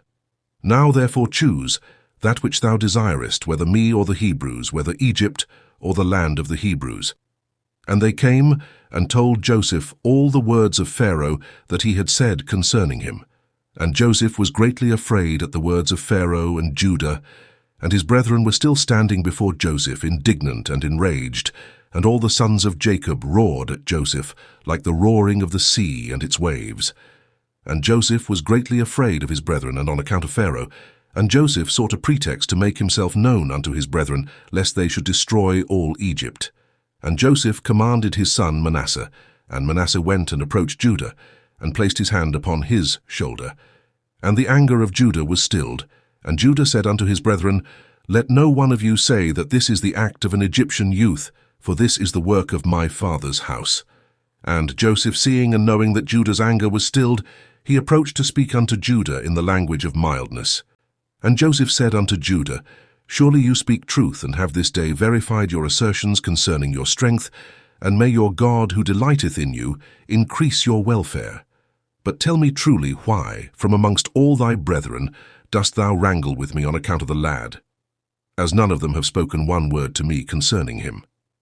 And Judah answered Joseph, saying, Surely thou must know that I was security for the lad to his father, saying, If I brought him not unto him, I should bear his blame forever. Therefore have I approached thee from amongst all my brethren, for I saw that thou wast unwilling to suffer him to go from thee. Now therefore may I find grace in thy sight, that thou shalt send him to go with us. And behold, I will remain as a substitute for him, to serve thee in whatever thou desirest. For wheresoever thou shalt send me, I will go to serve thee with great energy. Send me now to a mighty king who has rebelled against thee, and thou shalt know what I will do unto him and unto his land. Although he may have cavalry and infantry, or an exceeding mighty people, I will slay them all, and bring the king's head before thee. Dost thou not know, or hast thou not heard, that our father Abraham with his servant Eliezer smote all the kings of Elam with their hosts in one night? They left not one remaining. And ever since that day, our father's strength was given unto us for an inheritance, for us and our seed forever. And Joseph answered and said, You speak truth, and falsehood is not in your mouth. For it was also told unto us that the Hebrews have power, and that the Lord their God delighteth much in them. And who then can stand before them? However, on this condition will I send your brother, if you will bring before me his brother the son of his mother, of whom you said that he had gone from you down to Egypt. And it shall come to pass, when you bring unto me his brother, I will take him in his stead, because not one of you was security for him to your father. And when he shall come unto me, I will then send with you his brother, for whom you have been security. And Judah's anger was kindled against Joseph when he spoke this thing, and his eyes dropped blood with anger. And he said unto his brethren, How doth this man this day seek his own destruction and that of all Egypt? And Simeon answered Joseph, saying, Did we not tell thee at first that we knew not the particular spot to which he went, and whether he be dead or alive? And wherefore speaketh my Lord like unto these things? And Joseph, observing the countenance of Judah, discerned that his anger began to kindle when he spoke unto him, saying, Bring unto me your other brother instead of this brother. And Joseph said unto his brethren, Surely you said that your brother was either dead or lost. Now if I should call him this day, and he should come before you, would you give him unto me instead of his brother? And Joseph began to speak, and call out, Joseph, Joseph, come this day before me, and appear to thy brethren, and sit before them. And when Joseph spoke this thing before them, they looked each a different way to see from whence Joseph would come before them. And Joseph observed all their acts, and said unto them, Why do you look here and there? I am Joseph, whom you sold to Egypt. Now therefore let it not grieve you that you sold me. For as a support during the famine did God send me before you. And his brethren were terrified at him when they heard the words of Joseph, and Judah was exceedingly terrified at him. And when Benjamin heard the words of Joseph, he was before them in the inner part of the house. And Benjamin ran unto Joseph his brother, and embraced him, and fell upon his neck, and they wept. And when Joseph's brethren saw that Benjamin had fallen upon his brother's neck, and wept with him, they also fell upon Joseph, and embraced him. And they wept a great weeping with Joseph. And the voice was heard in the house of Joseph, that they were Joseph's brethren. And it pleased Pharaoh exceedingly, for he was afraid of them, lest they should destroy Egypt. And Pharaoh sent his servants unto Joseph to congratulate him concerning his brethren who had come to him. And all the captains of the armies and troops that were in Egypt came to rejoice with Joseph. And all Egypt rejoiced greatly about Joseph's brethren. And Pharaoh sent his servants to Joseph, saying, Tell thy brethren to fetch all belonging to them, and let them come unto me, and I will place them in the best part of the land of Egypt. And they did so. And Joseph commanded him that was set over his house to bring out to his brethren gifts and garments. And he brought out to them many garments, being robes of royalty, and many gifts. And Joseph divided them amongst his brethren. And he gave unto each of his brethren a change of garments of gold and silver, and 300 pieces of silver. And Joseph commanded them all to be dressed in these garments, and to be brought before Pharaoh. And Pharaoh, seeing that all Joseph's brethren were valiant men, and of beautiful appearance, he greatly rejoiced. And they afterward went out from the presence of Pharaoh to go to the land of Canaan, to their father, and their brother Benjamin was with them. And Joseph rose up, and gave unto them 11 chariots from Pharaoh, and Joseph gave unto them his chariot, upon which he rode on the day of his being crowned in Egypt, to fetch his father to Egypt. And Joseph sent to all his brothers' children garments according to their numbers, and 100 pieces of silver to each of them. And he also sent garments to the wives of his brethren from the garments of the king's wives, and he sent them. And he gave unto each of his brethren 10 men, to go with them to the land of Canaan, to serve them, to serve their children and all belonging to them in coming to Egypt. And Joseph sent by the hand of his brother Benjamin 10 suits of garments for his 10 sons, a portion above the rest of the children of the sons of Jacob. And he sent to each 50 pieces of silver, and 10 chariots on the account of Pharaoh. And he sent to his father 10 asses laden with all the luxuries of Egypt, and 10 she-asses laden with corn and bread and nourishment for his father, and to all that were with him as provisions for the road. And he sent to his sister Dinah garments of silver and gold, and frankincense and myrrh, and aloes and women's ornaments in great plenty. And he sent the same from the wives of Pharaoh to the wives of Benjamin. And he gave unto all his brethren, also to their wives, all sorts of onyx stones and bdellium. And from all the valuable things amongst the great people of Egypt, nothing of all the costly things was left but what Joseph sent of to his father's household. And he sent his brethren away, and they went, and he sent his brother Benjamin with them. And Joseph went out with them to accompany them on the road unto the borders of Egypt. And he commanded them concerning his father and his household to come to Egypt.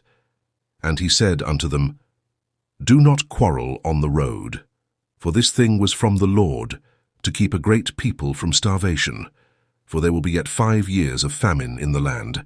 And he commanded them, saying, When you come unto the land of Canaan, do not come suddenly before my father in this affair, but act in your wisdom.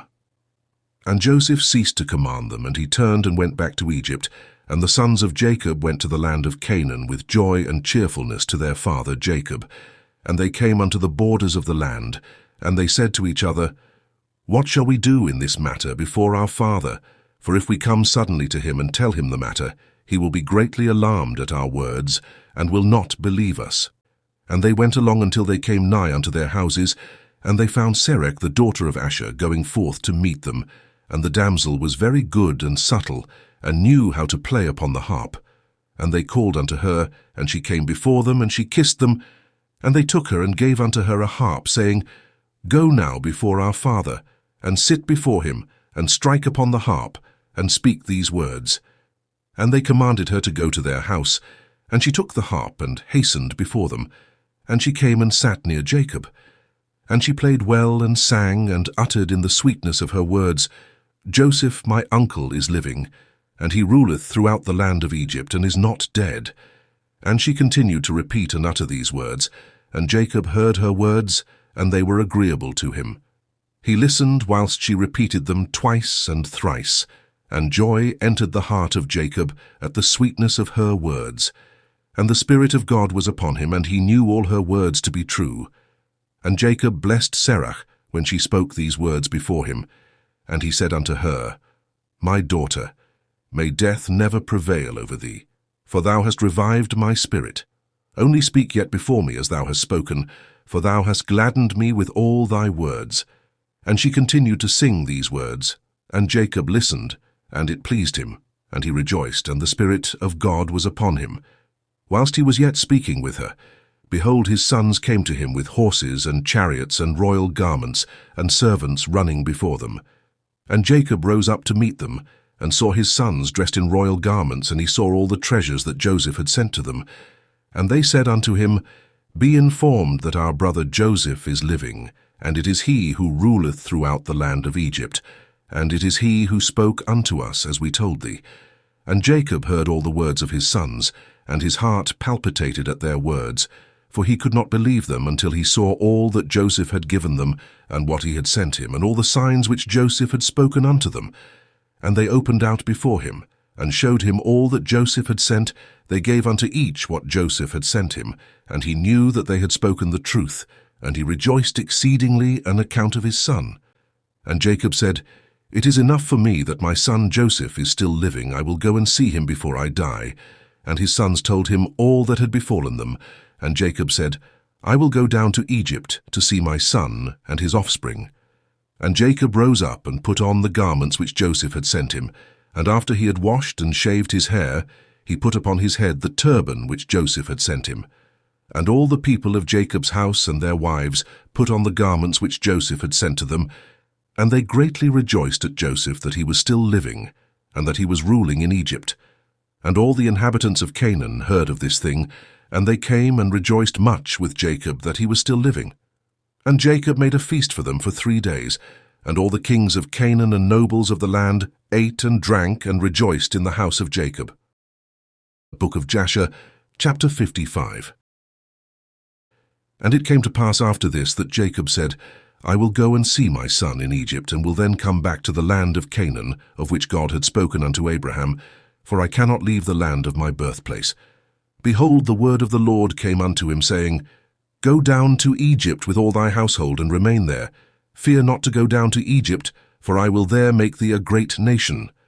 And Jacob said within himself, "I will go and see my son, whether the fear of his God is yet in his heart, amidst all the inhabitants of Egypt."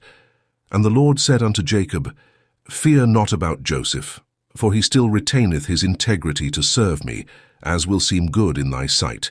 And Jacob rejoiced exceedingly concerning his son. At that time Jacob commanded his sons and household to go to Egypt according to the word of the Lord unto him. And Jacob rose up with his sons and all his household, and he went out from the land of Canaan from Beersheba, with joy and gladness of heart. And they went to the land of Egypt. And it came to pass, when they came near Egypt, Jacob sent Judah before him to Joseph, that he might show him a situation in Egypt. And Judah did according to the word of his father. And he hastened and ran and came to Joseph, and they assigned for them a place in the land of Goshen for all his household. And Judah returned and came along the road to his father. And Joseph harnessed the chariot, and he assembled all his mighty men and his servants, and all the officers of Egypt, in order to go and meet his father Jacob. And Joseph's mandate was proclaimed in Egypt, saying, "All that do not go to meet Jacob shall die."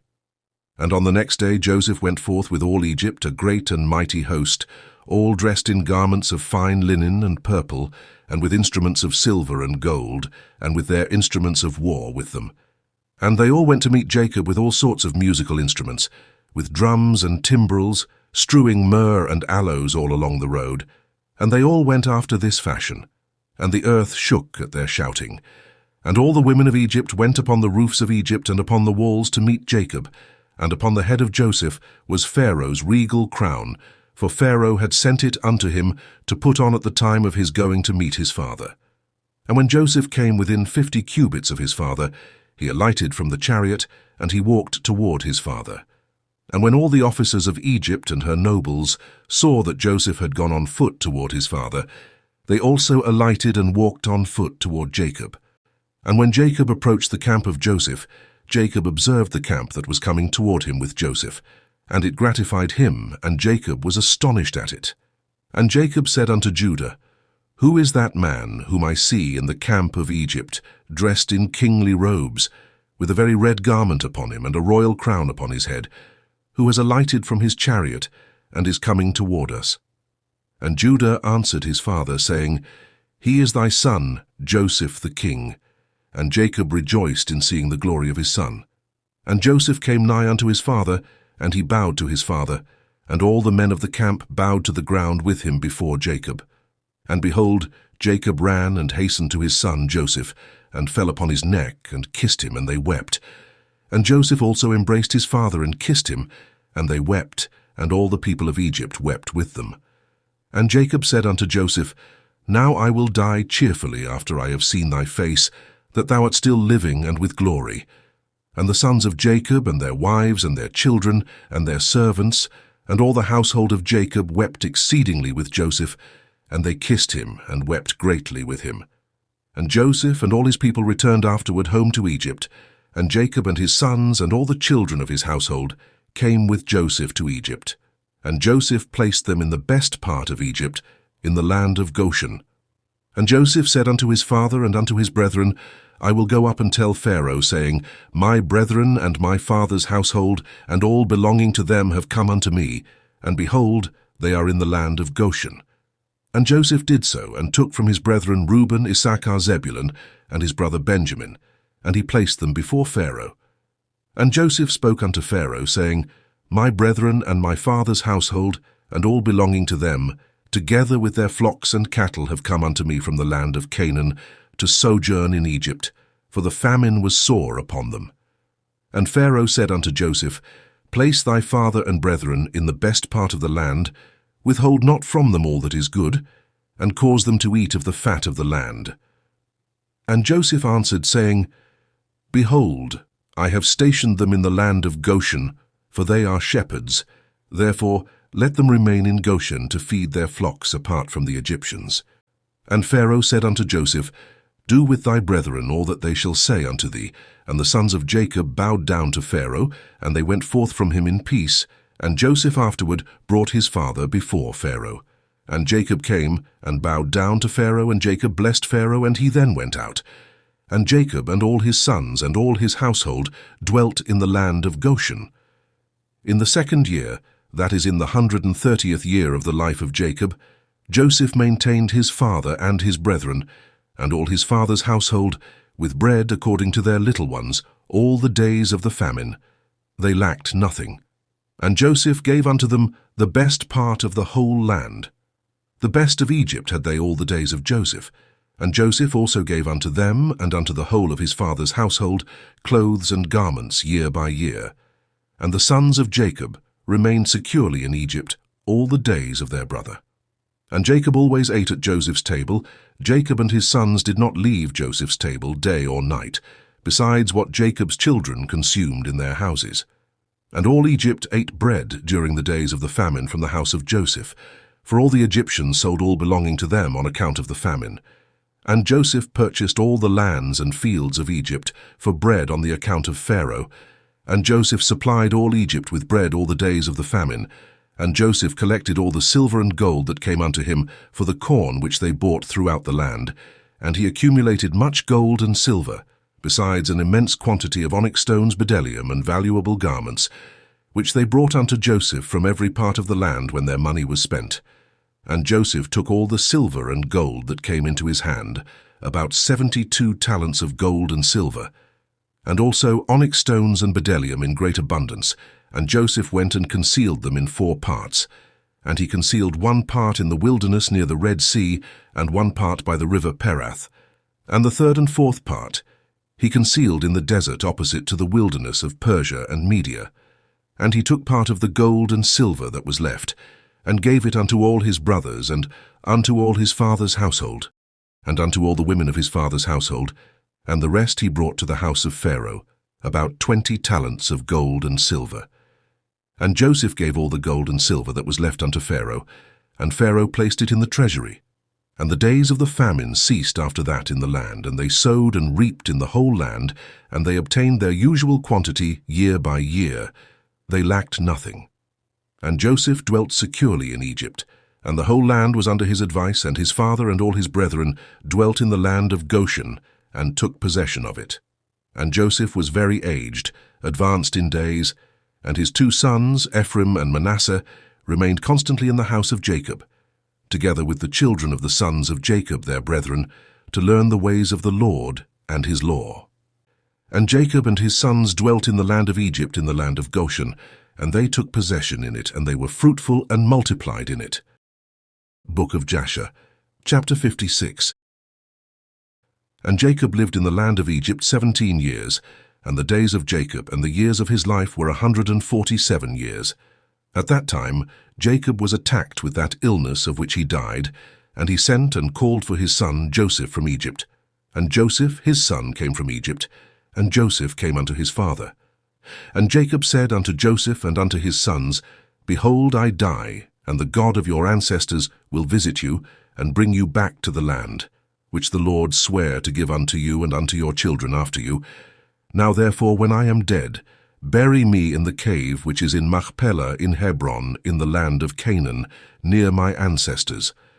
And Jacob made his sons swear to bury him in Machpelah, in Hebron. And his sons swore unto him concerning this thing. And he commanded them, saying, Serve the Lord your God, for he who delivered your fathers will also deliver you from all trouble. And Jacob said, Call all your children unto me. And all the children of Jacob's sons came and sat before him, and Jacob blessed them. And he said unto them, The Lord God of your fathers shall grant you 1,000 times as much, and bless you. And may he give you the blessing of your father Abraham. And all the children of Jacob's sons went forth on that day after he had blessed them. And on the next day Jacob again called for his sons, and they all assembled and came to him and sat before him. And Jacob on that day blessed his sons before his death. Each man did he bless according to his blessing. Behold, it is written in the book of the law of the Lord appertaining to Israel. And Jacob said unto Judah, I know, my son, that thou art a mighty man for thy brethren. Reign over them, and thy sons shall reign over their sons forever. Only teach thy sons the bow and all the weapons of war, in order that they may fight the battles of their brother, who will rule over his enemies. And Jacob again commanded his sons on that day, saying, Behold, I shall be this day gathered unto my people. Carry me up from Egypt, and bury me in the cave of Machpelah, as I have commanded you. Howbeit take heed, I pray you, that none of your sons carry me, only yourselves. And this is the manner you shall do unto me, when you carry my body to go with it to the land of Canaan to bury me. Judah, Issachar, and Zebulun shall carry my bier at the eastern side, Reuben, Simeon, and Gad at the south, Ephraim, Manasseh, and Benjamin at the west, Dan, Asher, and Naphtali at the north. Let not Levi carry with you, for he and his sons will carry the ark of the covenant of the Lord with the Israelites in the camp.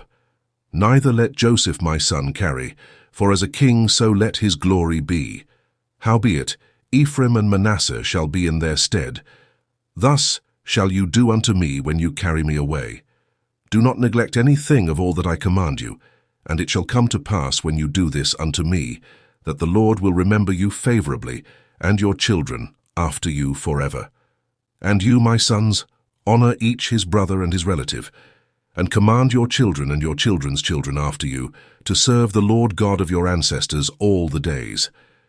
In order that you may prolong your days in the land, you and your children's children forever, when you do what is good and upright in the sight of the Lord your God, to go in all his ways. And thou, Joseph my son, forgive, I pray thee, the prongs of thy brethren, and all their misdeeds, in the injury that they heaped upon thee, for God intended it for thine and thy children's benefit. And, O my son, leave not thy brethren to the inhabitants of Egypt, neither hurt their feelings. For behold, I consign them to the hand of God, and in thy hand to guard them from the Egyptians. And the sons of Jacob answered their father, saying, O our father, all that thou hast commanded us, so will we do. May God only be with us. And Jacob said unto his sons, So may God be with you when you keep all his ways. Turn not from his ways, either to the right or the left, in performing what is good and upright in his sight. For I know that many and grievous troubles will befall you in the latter days, in the land. Yea, your children and children's children only serve the Lord, and he will save you from all trouble. And it shall come to pass, when you shall go after God to serve him, and will teach your children after you, and your children's children to know the Lord, then will the Lord raise up unto you and your children a servant from amongst your children, and the Lord will deliver you through his hand from all affliction, and bring you out of Egypt, and bring you back to the land of your fathers to inherit it securely. And Jacob ceased commanding his sons, and he drew his feet into the bed. He died, and was gathered to his people. And Joseph fell upon his father, and he cried out and wept over him, and he kissed him, and he called out in a bitter voice, and he said, O my father, my father. And his sons' wives and all his household came and fell upon Jacob, and they wept over him, and cried in a very loud voice concerning Jacob. And all the sons of Jacob rose up together, and they tore their garments, and they all put sackcloth upon their loins, and they fell upon their faces, and they cast dust upon their heads toward the heavens. And the thing was told unto Osnath Joseph's wife, and she rose up, and put on a sack, and she with all the Egyptian women with her, came and mourned and wept for Jacob. And also all the people of Egypt who knew Jacob came all on that day when they heard this thing, and all Egypt wept for many days. And also from the land of Canaan did the women come unto Egypt when they heard that Jacob was dead, and they wept for him in Egypt for 70 days. And it came to pass after this that Joseph commanded his servants, the doctors, to embalm his father with myrrh and frankincense, and all manner of incense and perfume. And the doctors embalmed Jacob as Joseph had commanded them. And all the people of Egypt and the elders, and all the inhabitants of the land of Goshen, wept and mourned over Jacob, and all his sons and the children of his household lamented and mourned over their father Jacob many days. And after the days of his weeping had passed away, at the end of 70 days, Joseph said unto Pharaoh, I will go up and bury my father in the land of Canaan, as he made me swear, and then I will return. And Pharaoh sent Joseph, saying, Go up and bury thy father, as he said, and as he made thee swear. And Joseph rose up with all his brethren to go to the land of Canaan, to bury their father Jacob, as he had commanded them. And Pharaoh commanded that it should be proclaimed throughout Egypt, saying, Whoever goeth not up with Joseph and his brethren to the land of Canaan to bury Jacob shall die. And all Egypt heard of Pharaoh's proclamation, and they all rose up together, and all the servants of Pharaoh and the elders of his house. And all the elders of the land of Egypt went up with Joseph, and all the officers and nobles of Pharaoh went up as the servants of Joseph, and they went to bury Jacob in the land of Canaan. And the sons of Jacob carried the bier upon which he lay. According to all that their father commanded them, so did his sons unto him. And the bier was of pure gold, and it was inlaid round about with onyx stones and bdellium, and the covering of the bier was gold woven work, joined with threads, and over them were hooks of onyx stones and bdellium. And Joseph placed upon the head of his father Jacob a large golden crown, and he put a golden scepter in his hand, and they surrounded the bier as was the custom of kings during their lives. And all the troops of Egypt went before him in this array, at first all the mighty men of Pharaoh and the mighty men of Joseph, and after them the rest of the inhabitants of Egypt, and they were all girded with swords and equipped with coats of mail, and the trappings of war were upon them. And all the weepers and mourners went at a distance opposite to the bier, going and weeping and lamenting, and the rest of the people went after the bier. And Joseph and his household went together near the bier, barefooted and weeping. And the rest of Joseph's servants went around him. Each man had his ornaments upon him, and they were all armed with their weapons of war. And 50 of Jacob's servants went in front of the bier, and they strewed along the road myrrh and aloes, and all manner of perfume, and all the sons of Jacob that carried the bier walked upon the perfumery. And the servants of Jacob went before them, strewing the perfume along the road. And Joseph went up with a heavy camp, and they did after this manner every day until they reached the land of Canaan, and they came to the threshing floor of Atad, which was on the other side of Jordan. And they mourned an exceeding great and heavy mourning in that place. And all the kings of Canaan heard of this thing, and they all went forth, each man from his house, 31 kings of Canaan, and they all came with their men to mourn and weep over Jacob. And all these kings beheld Jacob's bier, and behold, Joseph's crown was upon it, and they also put their crowns upon the bier, and encircled it with crowns. And all these kings made in that place a great and heavy mourning with the sons of Jacob and Egypt over Jacob, for all the kings of Canaan knew the valor of Jacob and his sons. And the report reached Esau, saying, Jacob died in Egypt, and his sons and all Egypt are conveying him to the land of Canaan to bury him. And Esau heard this thing, and he was dwelling in Mount Seir, and he rose up with his sons and all his people and all his household, a people exceedingly great, and they came to mourn and weep over Jacob.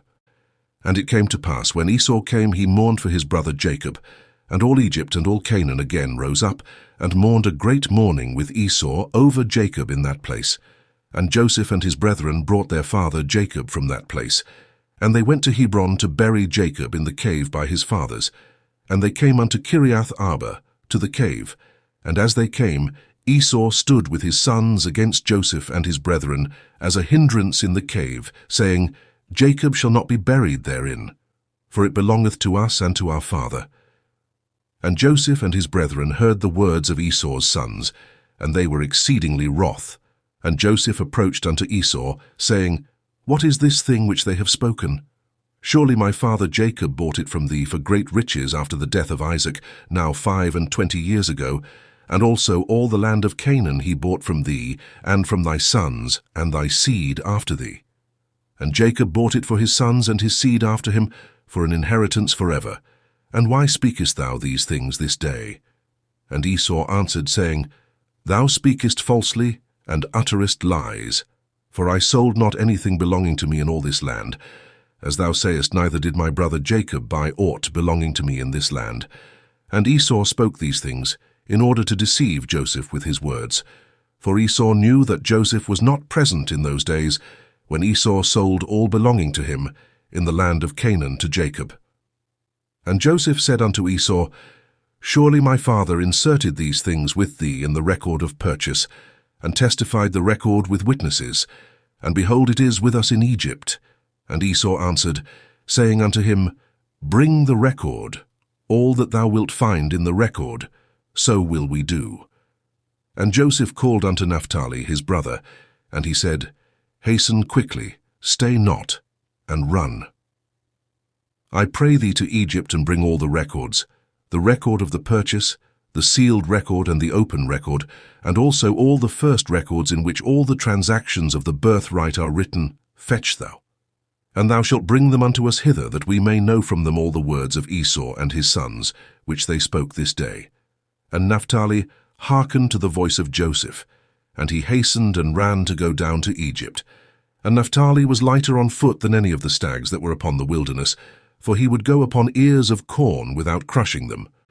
And when Esau saw that Naphtali had gone to fetch the records, he and his sons increased their resistance against the cave, and Esau and all his people rose up against Joseph and his brethren to battle. And all the sons of Jacob and the people of Egypt fought with Esau and his men. And the sons of Esau and his people were smitten before the sons of Jacob, and the sons of Jacob slew of Esau's people 40 men. And Chushim the son of Dan, the son of Jacob, was at that time with Jacob's sons, but he was about 100 cubits distant from the place of battle, for he remained with the children of Jacob's sons by Jacob's bier to guard it. And Chushim was dumb and deaf, still he understood the voice of consternation amongst men. And he asked, saying, Why do you not bury the dead? And what is this great consternation? And they answered him the words of Esau and his sons. And he ran to Esau in the midst of the battle, and he slew Esau with a sword, and he cut off his head, and it sprang to a distance, and Esau fell amongst the people of the battle. And when Chushim did this thing, the sons of Jacob prevailed over the sons of Esau, and the sons of Jacob buried their father Jacob by force in the cave, and the sons of Esau beheld it. And Jacob was buried in Hebron, in the cave of Machpelah, which Abraham had bought from the sons of Heth for the possession of a burial place, and he was buried in very costly garments. And no king had such honor paid him as Joseph paid unto his father at his death, for he buried him with great honor, like unto the burial of kings. And Joseph and his brethren made a mourning of 7 days for their father. Book of Jasher, chapter 57. And it was after this that the sons of Esau waged war with the sons of Jacob, and the sons of Esau fought with the sons of Jacob in Hebron, and Esau was still lying dead, and not buried. And the battle was heavy between them, and the sons of Esau were smitten before the sons of Jacob. And the sons of Jacob slew of the sons of Esau 80 men, and not one died of the people of the sons of Jacob. And the hand of Joseph prevailed over all the people of the sons of Esau. And he took Zepho, the son of Eliphaz, the son of Esau, and 50 of his men captive, and he bound them with chains of iron, and gave them into the hand of his servants to bring them to Egypt. And it came to pass, when the sons of Jacob had taken Zepho and his people captive, all those that remained were greatly afraid of their lives from the house of Esau, lest they should also be taken captive. And they all fled with Eliphaz, the son of Esau, and his people, with Esau's body. And they went on their road to Mount Seir, and they came unto Mount Seir, and they buried Esau in Seir. But they had not brought his head with them to Seir, for it was buried in that place where the battle had been in Hebron. And it came to pass when the sons of Esau had fled from before the sons of Jacob, the sons of Jacob pursued them unto the borders of Seir. But they did not slay a single man from amongst them when they pursued them. For Esau's body which they carried with them excited their confusion. So they fled, and the sons of Jacob turned back from them, and came up to the place where their brethren were in Hebron. And they remained there on that day and on the next day until they rested from the battle. And it came to pass on the third day they assembled all the sons of Seir the Horite, and they assembled all the children of the east, a multitude of people, like the sand of the sea. And they went and came down to Egypt to fight with Joseph and his brethren, in order to deliver their brethren. And Joseph and all the sons of Jacob heard that the sons of Esau and the children of the east had come upon them to battle in order to deliver their brethren. And Joseph and his brethren and the strong men of Egypt went forth and fought in the city of Ramesses. And Joseph and his brethren dealt out a tremendous blow amongst the sons of Esau and the children of the east. And they slew of them 600,000 men, and they slew amongst them all the mighty men of the children of Seir the Horite. There were only a few of them left. And they slew also a great many of the children of the east and of the children of Esau. And Eliphaz the son of Esau, and the children of the east, all fled before Joseph and his brethren. And Joseph and his brethren pursued them until they came unto Succoth, and they yet slew of them in Succoth 30 men, and the rest escaped, and they fled each to his city. And Joseph and his brethren, and the mighty men of Egypt, turned back from them with joy and cheerfulness of heart, for they had smitten all their enemies. And Zepho the son of Eliphaz and his men were still slaves in Egypt to the sons of Jacob, and their pains increased. And when the sons of Esau and the sons of Seir returned to their land, the sons of Seir saw that they had all fallen into the hands of the sons of Jacob and the people of Egypt, on account of the battle of the sons of Esau. And the sons of Seir said unto the sons of Esau, You have seen, and therefore you know that this camp was on your account, and not one mighty man or an adept in war remaineth. Now therefore go forth from our land, go from us to the land of Canaan, to the land of the dwelling of your fathers. Wherefore shall your children inherit the effects of our children in latter days? And the children of Esau would not listen to the children of Seir, and the children of Seir considered to make war with them. And the children of Esau sent secretly to Angeas king of Africa, the same is Dinhaba, saying, Send unto us some of thy men, and let them come unto us, and we will fight together with the children of Seir the Horite. For they have resolved to fight with us to drive us away from the land. And Angeas king of Dinhaba did so, for he was in those days friendly to the children of Esau. And Angeas sent 500 valiant infantry to the children of Esau, and 800 cavalry. And the children of Seir sent unto the children of the east, and unto the children of Midian, saying, You have seen what the children of Esau have done unto us, upon whose account we are almost all destroyed, in their battle with the sons of Jacob. Now therefore come unto us and assist us, and we will fight them together, and we will drive them from the land, and be avenged of the cause of our brethren who died for their sakes, in their battle with their brethren the sons of Jacob. And all the children of the east listened to the children of Seir, and they came unto them about 800 men with drawn swords, and the children of Esau fought with the children of Seir at that time in the wilderness of Paran. And the children of Seir prevailed then over the sons of Esau, and the children of Seir slew on that day of the children of Esau in that battle about 200 men of the people of Angeas, king of Dinhaba. And on the second day the children of Esau came again to fight a second time with the children of Seir, and the battle was sore upon the children of Esau this second time, and it troubled them greatly on account of the children of Seir. And when the children of Esau saw that the children of Seir were more powerful than they were, some men of the children of Esau turned and assisted the children of Seir, their enemies. And there fell yet of the people of the children of Esau, in the second battle 58 men of the people at Angeas king of Dinhaba. And on the third day the children of Esau heard that some of their brethren had turned from them to fight against them in the second battle. And the children of Esau mourned when they heard this thing. And they said, What shall we do unto our brethren who turned from us to assist the children of Seir our enemies? And the children of Esau again sent to Angeas king of Dinhaba, saying, Send unto us again other men, that with them we may fight with the children of Seir, for they have already twice been heavier than we were. And Angeas again sent to the children of Esau about 600 valiant men, and they came to assist the children of Esau. And in 10 days' time the children of Esau again waged war with the children of Seir in the wilderness of Paran. And the battle was very severe upon the children of Seir, and the children of Esau prevailed at this time over the children of Seir. And the children of Seir were smitten before the children of Esau, and the children of Esau slew from them about 2,000 men. And all the mighty men of the children of Seir had died in this battle, and there only remained their young children that were left in their cities. And all Midian and the children of the east betook themselves to flight from the battle. And they left the children of Seir and fled, when they saw that the battle was severe upon them. And the children of Esau pursued all the children of the east until they reached their land. And the children of Esau slew yet of them about 250 men, and from the people of the children of Esau there fell in that battle about 30 men.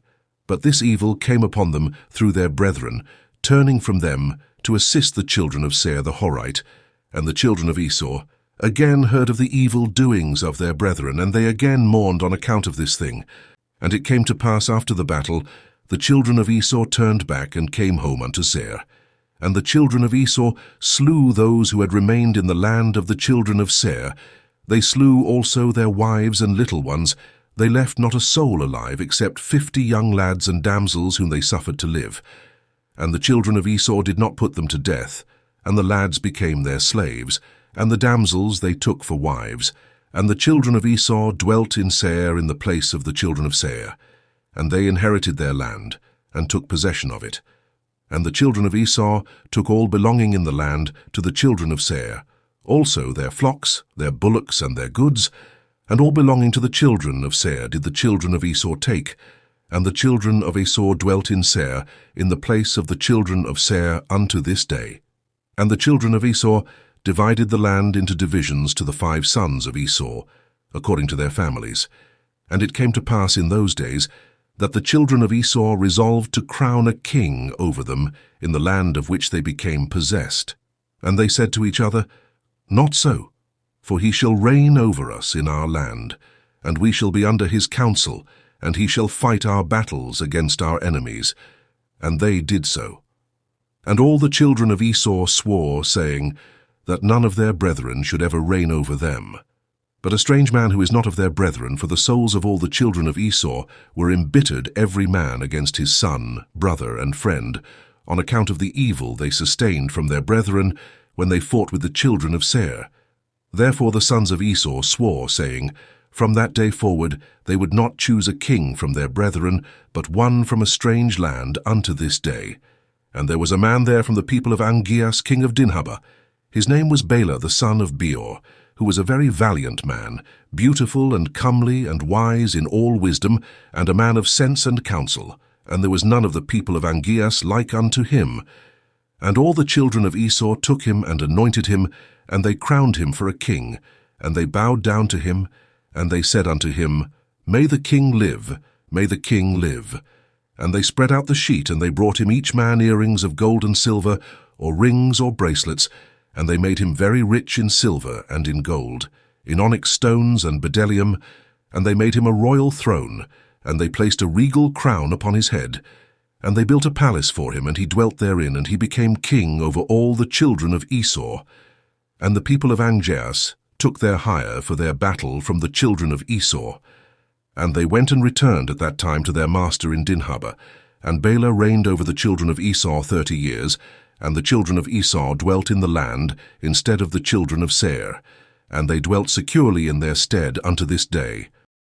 Book of Jasher, chapter 58. And it came to pass in the 32nd year of the Israelites going down to Egypt, that is in the 71st year of the life of Joseph, in that year died Pharaoh king of Egypt, and Magron his son reigned in his stead. And Pharaoh commanded Joseph before his death to be a father to his son Magron, and that Magron should be under the care of Joseph and under his counsel. And all Egypt consented to this thing, that Joseph should be king over them, for all the Egyptians loved Joseph, as of heretofore. Only Magron the son of Pharaoh sat upon his father's throne, and he became king in those days in his father's stead. Magron was 41 years old when he began to reign, and 40 years he reigned in Egypt. And all Egypt called his name Pharaoh after the name of his father, as it was their custom to do in Egypt to every king that reigned over them. And it came to pass, when Pharaoh reigned in his father's stead, he placed the laws of Egypt and all the affairs of government in the hand of Joseph, as his father had commanded him. And Joseph became king over Egypt, for he superintended over all Egypt, and all Egypt was under his care and under his counsel. For all Egypt inclined to Joseph after the death of Pharaoh, and they loved him exceedingly to reign over them. But there were some people amongst them who did not like him, saying, "No stranger shall reign over us." Still the whole government of Egypt devolved in those days upon Joseph, after the death of Pharaoh, he being the regulator, doing as he liked throughout the land without anyone interfering. And all Egypt was under the care of Joseph. And Joseph made war with all his surrounding enemies, and he subdued them. Also all the land and all the Philistines unto the borders of Canaan did Joseph subdue, and they were all under his power, and they gave a yearly tax unto Joseph. And Pharaoh king of Egypt sat upon his throne in his father's stead, but he was under the control and counsel of Joseph, as he was at first under the control of his father. Neither did he reign but in the land of Egypt only, under the counsel of Joseph, but Joseph reigned over the whole country at that time, from Egypt unto the great river Pereth. And Joseph was successful in all his ways, and the Lord was with him, and the Lord gave Joseph additional wisdom and honor and glory and love toward him in the hearts of the Egyptians and throughout the land. And Joseph reigned over the whole country 40 years.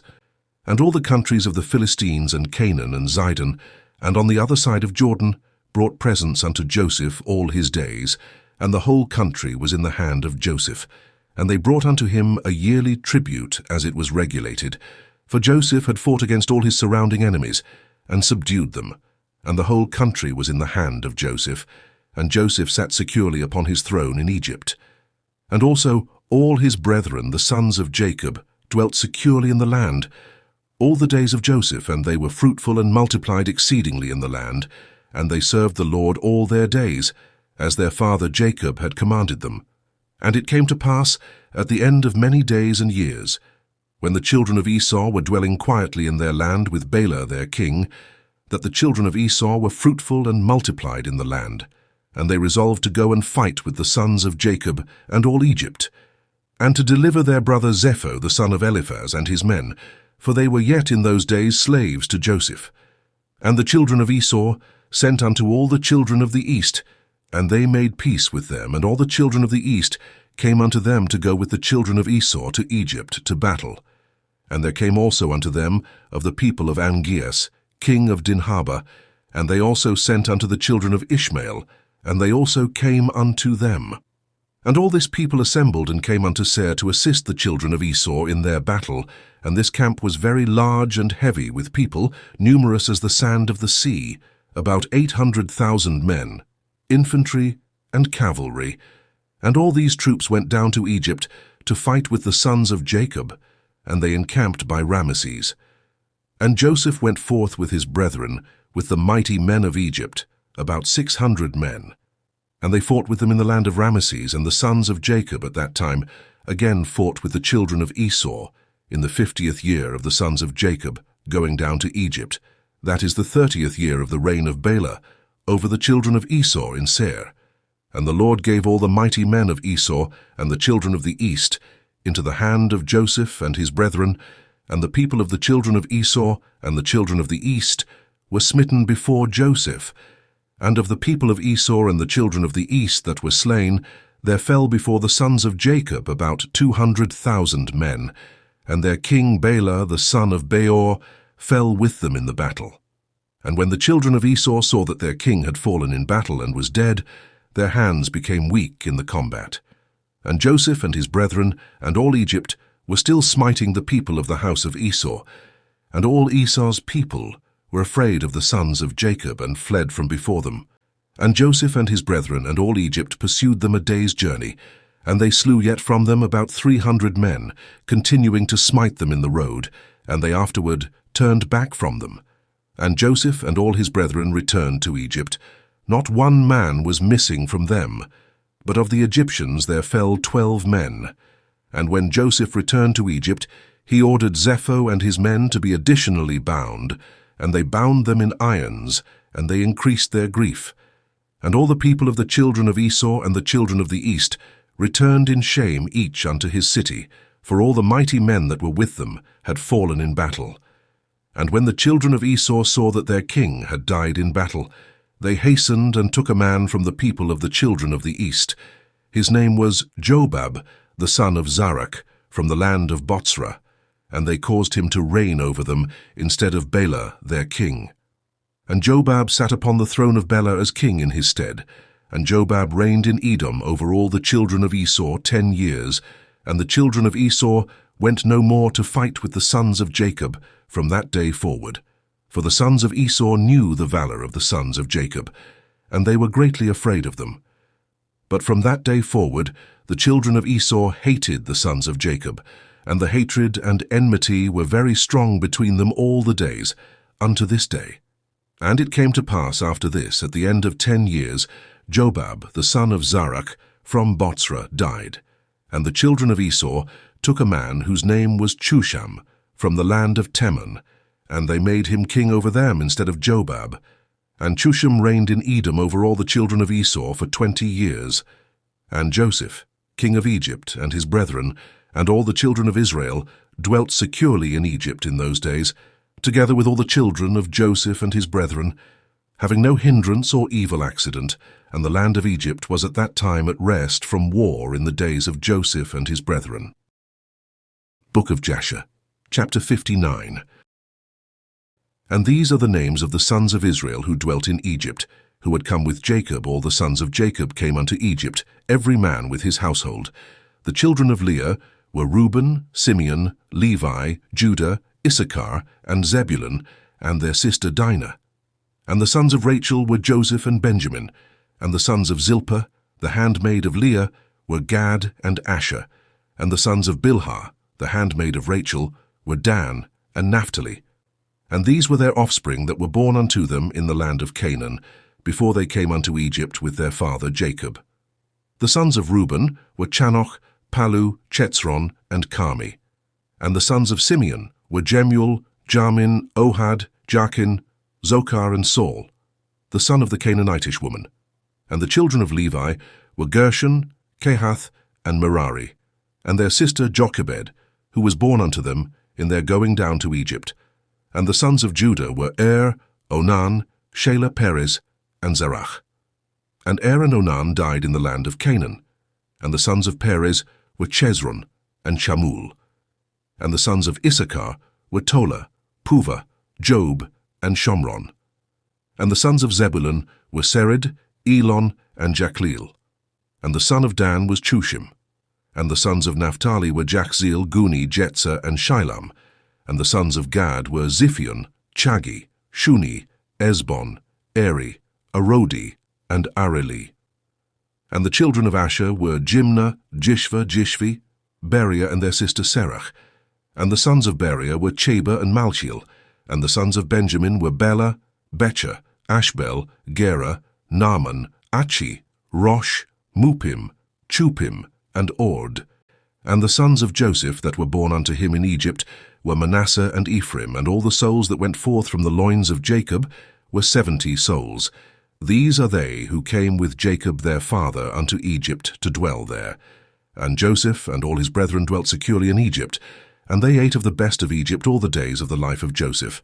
And Joseph lived in the land of Egypt 93 years, and Joseph reigned over all Egypt 80 years. And when the days of Joseph drew nigh that he should die, he sent and called for his brethren and all his father's household, and they all came together and sat before him. And Joseph said unto his brethren and unto the whole of his father's household, Behold, I die, and God will surely visit you, and bring you up from this land, to the land which he swore to your fathers to give unto them.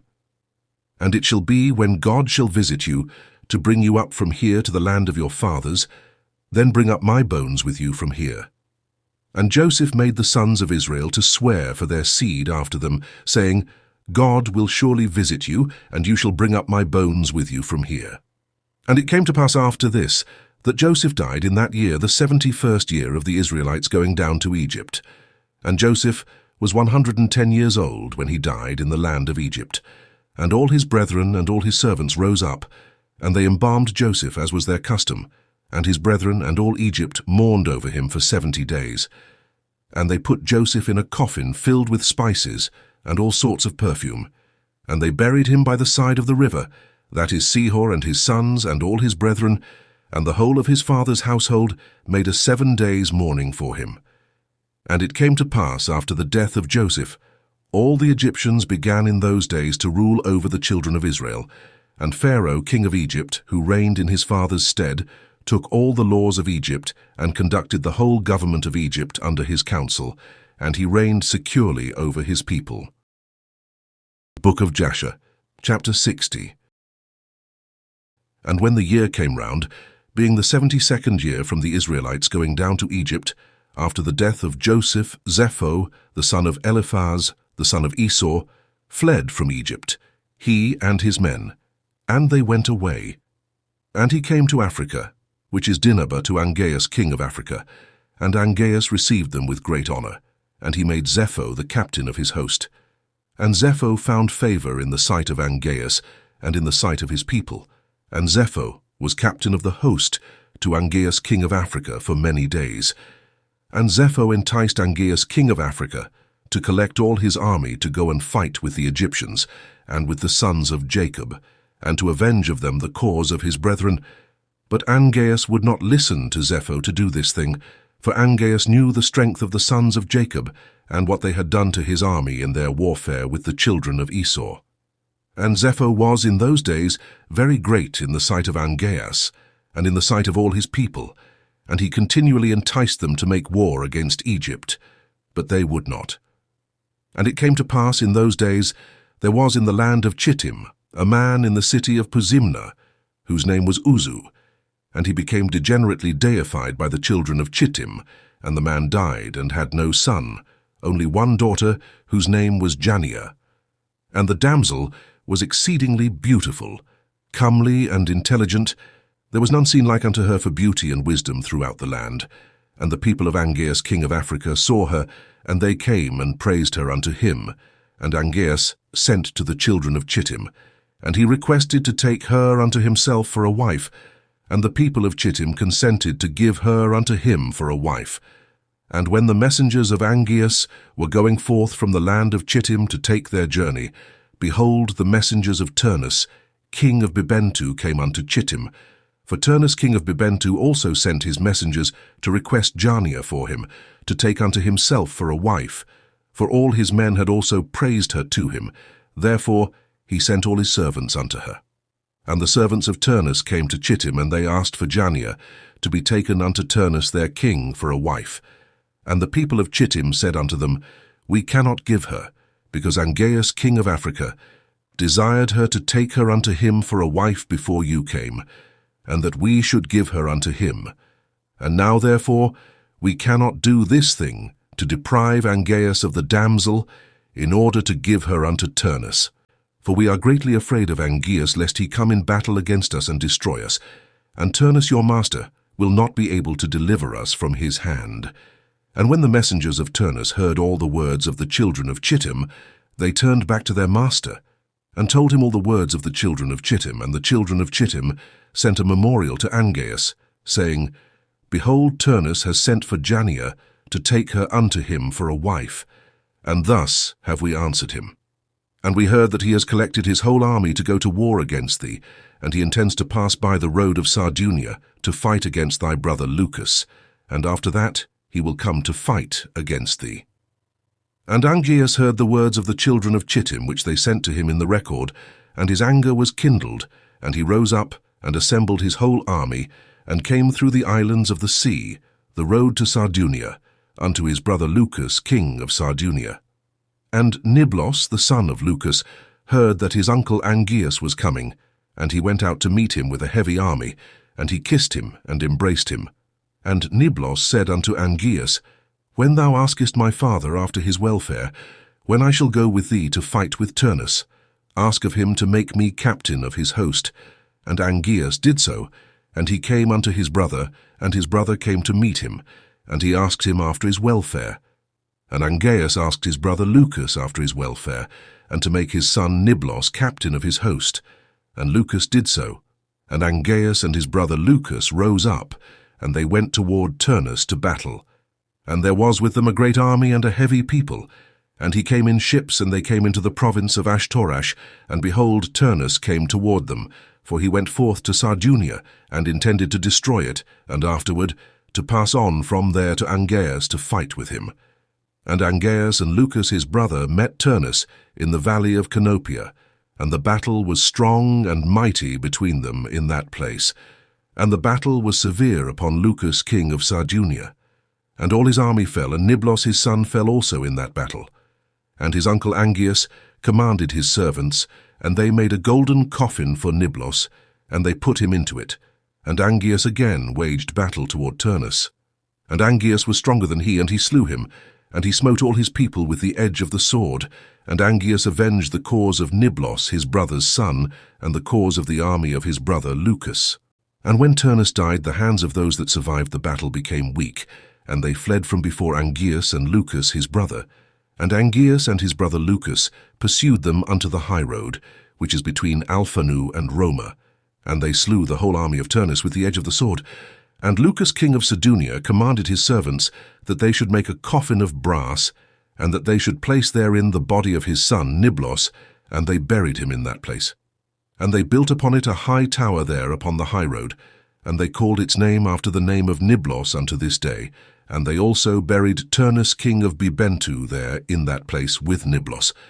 And behold, upon the high road, between Alphanu and Roma, the grave of Niblos is on one side, and the grave of Turnus on the other, and a pavement between them unto this day. And when Niblos was buried, Lucas his father returned with his army to his land Sardunia. And Angeas, his brother king of Africa, went with his people unto the city of Bibentu, that is, the city of Turnus. And the inhabitants of Bibentu heard of his fame, and they were greatly afraid of him. And they went forth to meet him with weeping and supplication. And the inhabitants of Bibentu entreated of Angeas not to slay them, nor destroy their city. And he did so, for Bibentu was in those days reckoned as one of the cities of the children of Chittim. Therefore he did not destroy the city. But from that day forward, the troops of the king of Africa would go to Chittim to spoil and plunder it, and whenever they went, Zepho, the captain of the host of Angeas, would go with them. And it was after this that Angeas turned with his army, and they came to the city of Puzimna, and Angeas took thence Jania, the daughter of Uzu, for a wife, and brought her unto his city, unto Africa. Book of Jasher, chapter 61. And it came to pass at that time, Pharaoh king of Egypt commanded all his people to make for him a strong palace in Egypt, and he also commanded the sons of Jacob to assist the Egyptians in the building, and the Egyptians made a beautiful and elegant palace for a royal habitation. And he dwelt therein, and he renewed his government, and he reigned securely. And Zebulun the son of Jacob died in that year, that is the 72nd year of the going down of the Israelites to Egypt. And Zebulun died 114 years old, and was put into a coffin and given into the hands of his children. And in the 75th year died his brother Simeon. He was 120 years old at his death, and he was also put into a coffin, and given into the hands of his children. And Zepho the son of Eliphaz, the son of Esau, captain of the host to Angeas, king of Dinhaba, was still daily enticing Angeas to prepare for battle to fight with the sons of Jacob in Egypt. And Angeas was unwilling to do this thing, for his servants had related to him all the might of the sons of Jacob, what they had done unto them in their battle with the children of Esau. And Zepho was in those days daily enticing Angeas to fight with the sons of Jacob in those days. And after some time Angeas hearkened to the words of Zepho, and consented to him to fight with the sons of Jacob in Egypt. And Angeas got all his people in order, a people numerous as the sand which is upon the seashore, and he formed his resolution to go to Egypt to battle. And amongst the servants of Angeas was a youth 15 years old, Balaam the son of Beor was his name, And the youth was very wise and understood the art of witchcraft. And Angeas said unto Balaam, Conjure for us, I pray thee, with the witchcraft, that we may know who will prevail in this battle to which we are now proceeding. And Balaam ordered that they should bring him wax, and he made thereof the likeness of chariots and horsemen representing the army of Angeas and the army of Egypt, and he put them in the cunningly prepared waters that he had for that purpose. And he took in his hand the boughs of myrtle trees, and he exercised his cunning, and he joined them over the water, and there appeared unto him in the water the resembling images of the hosts of Angeas, falling before the resembling images of the Egyptians and the sons of Jacob. And Balaam told this thing to Angeas, and Angeas despaired, and did not arm himself to go down to Egypt to battle, and he remained in his city. And when Zepho the son of Eliphaz saw that Angeas despaired of going forth to battle with the Egyptians, Zepho fled from Angeas from Africa, and he went and came unto Chittim. And all the people of Chittim received him with great honor, and they hired him to fight their battles all the days. And Zepho became exceedingly rich in those days, and the troops of the king of Africa still spread themselves in those days. And the children of Chittim assembled and went to Mount Cuptisia, on account of the troops of Angeas king of Africa, who were advancing upon them. And it was one day that Zepho lost a young heifer, and he went to seek it, and he heard it lowing round about the mountain. And Zepho went, and he saw, and behold, there was a large cave at the bottom of the mountain, and there was a great stone there at the entrance of the cave. And Zepho split the stone, and he came into the cave, and he looked, and behold, a large animal was devouring the ox. From the middle upward it resembled a man, and from the middle downward it resembled an animal, and Zepho rose up against the animal, and slew it with his swords. And the inhabitants of Chittim heard of this thing, and they rejoiced exceedingly, and they said, What shall we do unto this man, who has slain this animal that devoured our cattle? And they all assembled to consecrate one day in the year to him, and they called the name thereof Zepho after his name. And they brought unto him drink offerings year after year on that day, and they brought unto him gifts.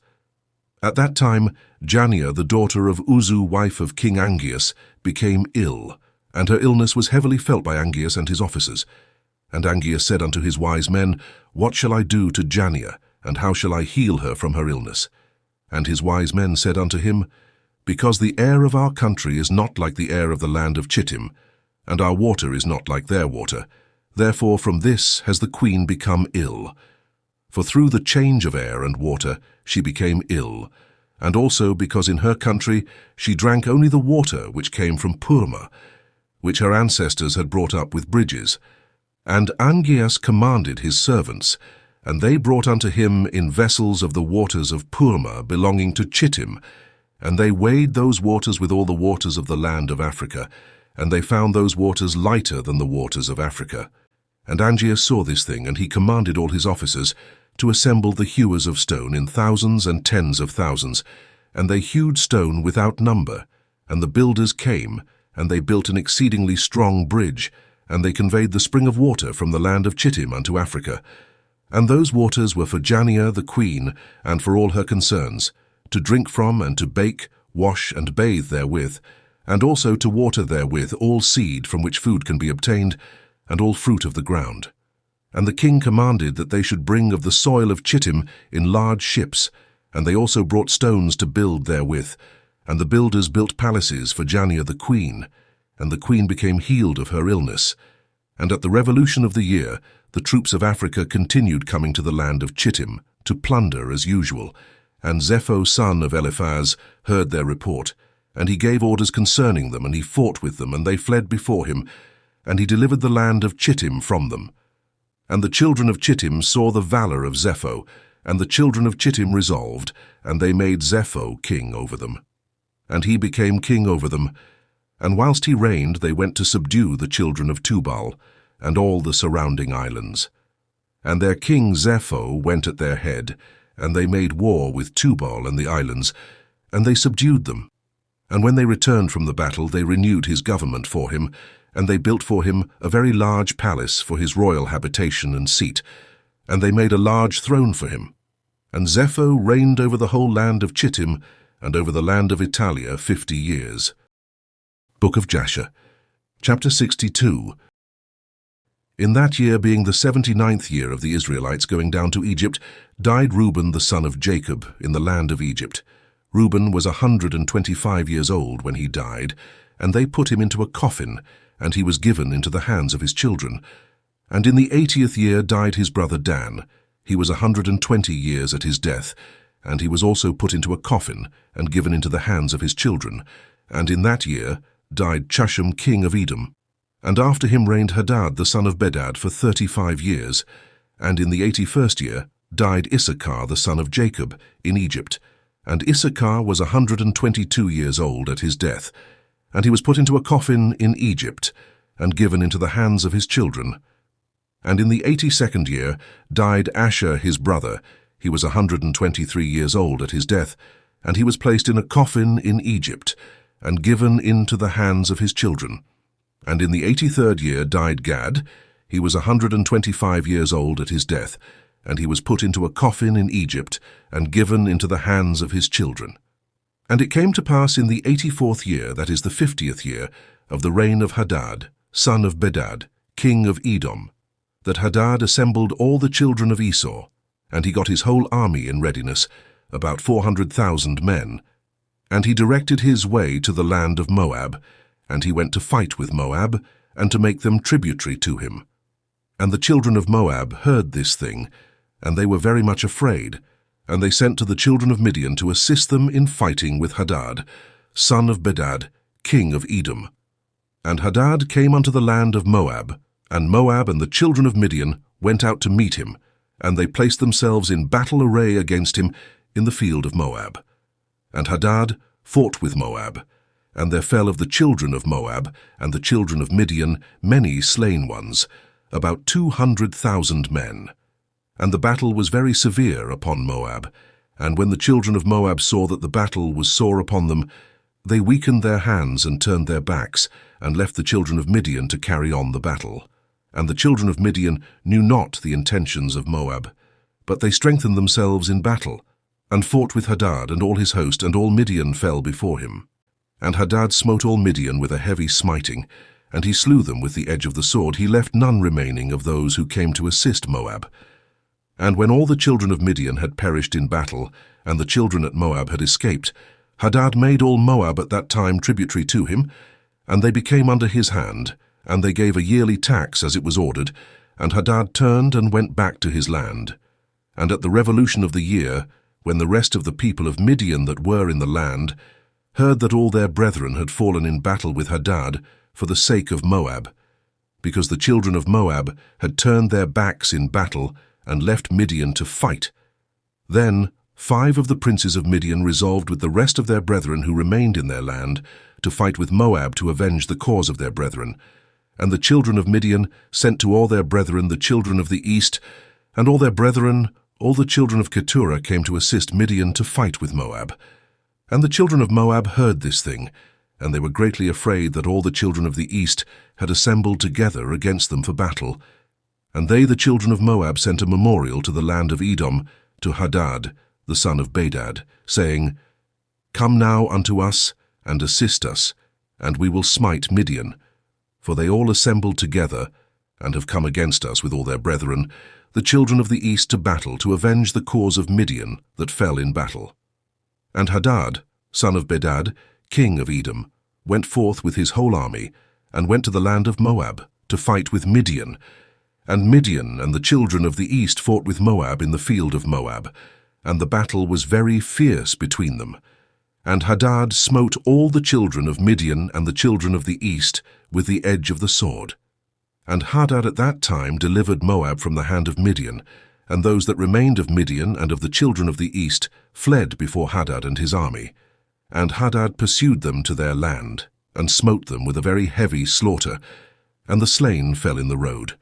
And Hadad delivered Moab from the hand of Midian, for all the children of Midian had fallen by the edge of the sword, and Hadad turned and went back to his land. And from that day forth the children of Midian hated the children of Moab, because they had fallen in battle for their sake, and there was a great and mighty enmity between them all the days. And all that were found of Midian in the road of the land of Moab perished by the sword of Moab, and all that were found of Moab in the road of the land of Midian perished by the sword of Midian. Thus did Midian unto Moab, and Moab unto Midian for many days. And it came to pass at that time that Judah the son of Jacob died in Egypt, in the 86th year of Jacob's going down to Egypt. And Judah was 129 years old at his death, and they embalmed him, and put him into a coffin, and he was given into the hands of his children. And in the 89th year died Naphtali. He was 132 years old, and he was put into a coffin, and given into the hands of his children. And it came to pass in the 91st year of the Israelites going down to Egypt, that is, in the 30th year of the reign of Zepho the son of Eliphaz, the son of Esau, over the children of Chittim, the children of Africa came upon the children of Chittim to plunder them as usual. But they had not come upon them for these 13 years. And they came to them in that year. And Zepho the son of Eliphaz went out to them with some of his men, and smote them desperately. And the troops of Africa fled from before Zepho, and the slain fell before him. And Zepho and his men pursued them, going on and smiting them until they were near unto Africa. And Angeas king of Africa heard the thing which Zepho had done, and it vexed him exceedingly. And Angeas was afraid of Zepho all the days. The Book of Jasher, chapter 63. And in the 93rd year died Levi the son of Jacob in Egypt, and Levi was 137 years old when he died, and they put him into a coffin, and he was given into the hands of his children. And it came to pass, after the death of Levi, when all Egypt saw that the sons of Jacob, the brethren of Joseph, were dead, all the Egyptians began to afflict the children of Jacob, and to embitter their lives from that day unto the day of their going forth from Egypt. And they took from their hands all the vineyards and fields which Joseph had given unto them, and all the elegant houses in which the people of Israel lived, and all the fat of Egypt. The Egyptians took all from the sons of Jacob in those days. And the hand of all Egypt became more grievous in those days against the children of Israel. And the Egyptians injured the Israelites until the children of Israel were wearied of their lives on account of the Egyptians. And it came to pass in those days, in the 102nd year of Israel's going down to Egypt, that Pharaoh king of Egypt died, and Melol his son reigned in his stead, and all the mighty men of Egypt and all that generation which knew Joseph and his brethren died in those days. And another generation rose up in their stead, which had not known the sons of Jacob, and all the good which they had done to them, and all their might in Egypt.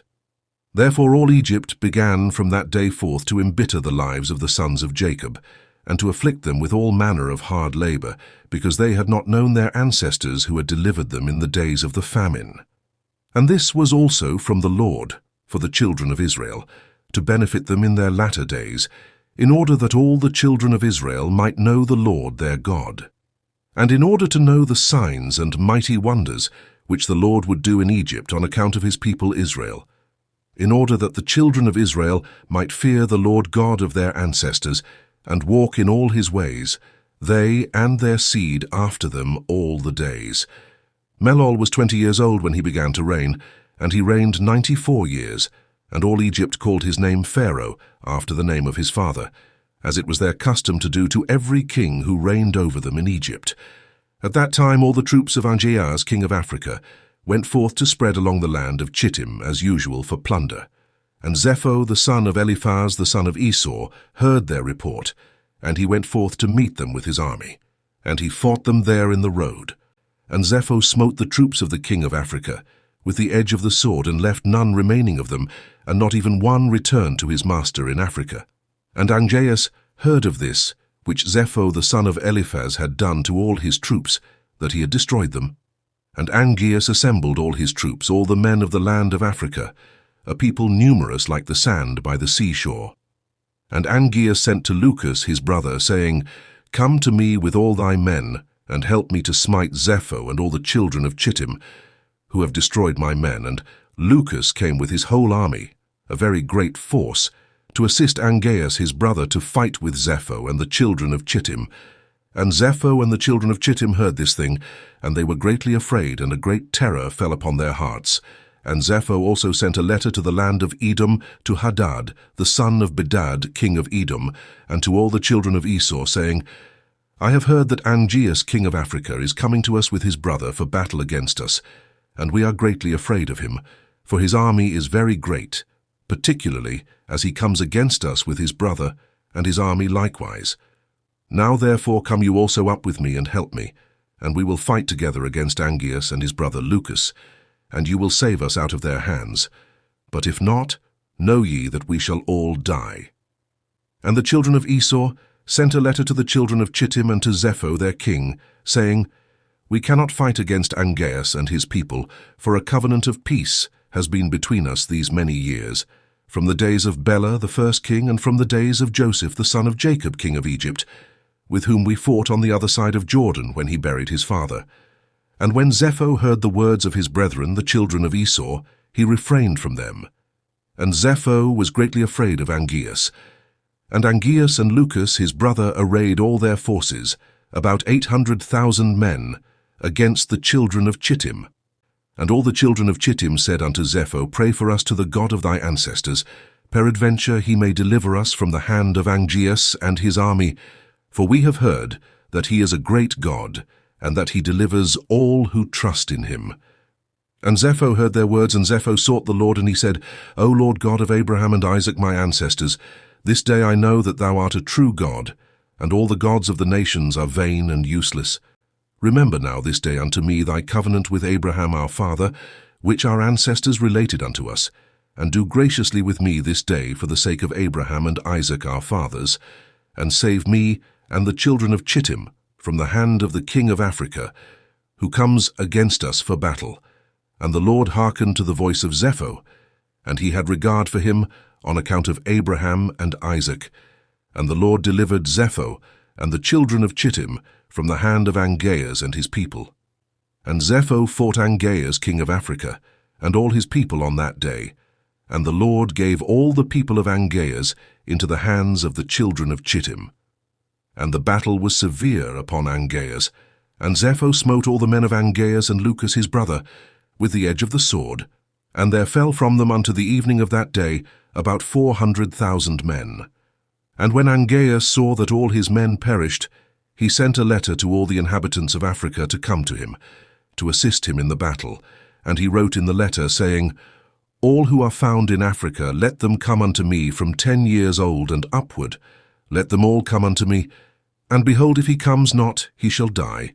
And all that he has with his whole household, the king will take. And all the rest of the inhabitants of Africa were terrified at the words of Angeas, and there went out of the city about 300,000 men and boys from 10 years upward, and they came to Angeas.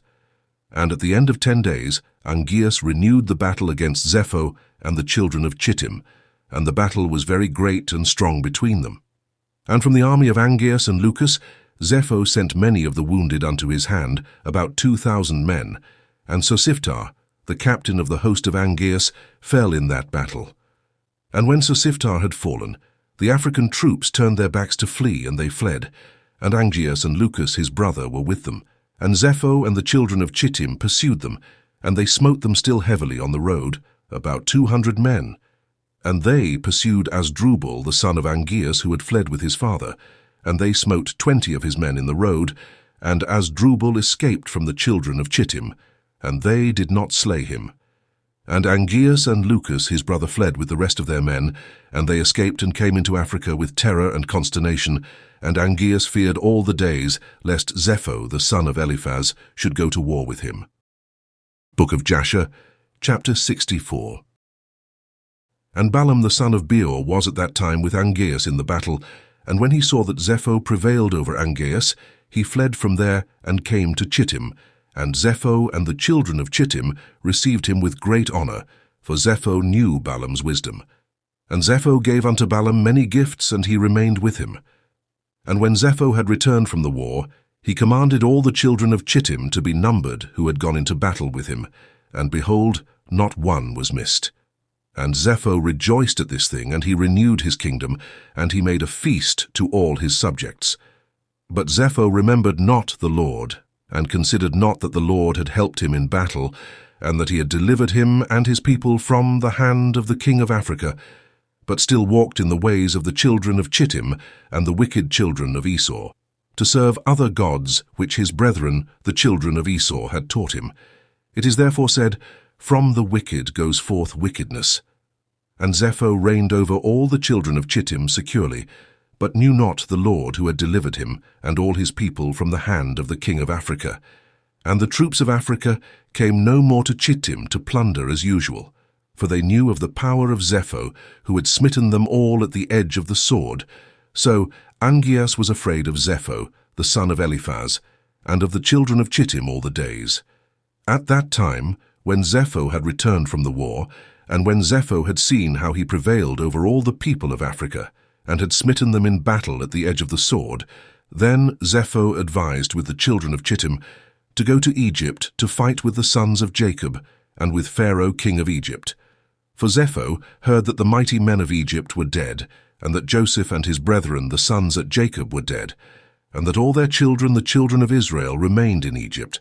And Zepho considered to go to fight against them and all Egypt, to avenge the cause of his brethren, the children of Esau, whom Joseph with his brethren and all Egypt had smitten in the land of Canaan when they went up to bury Jacob in Hebron.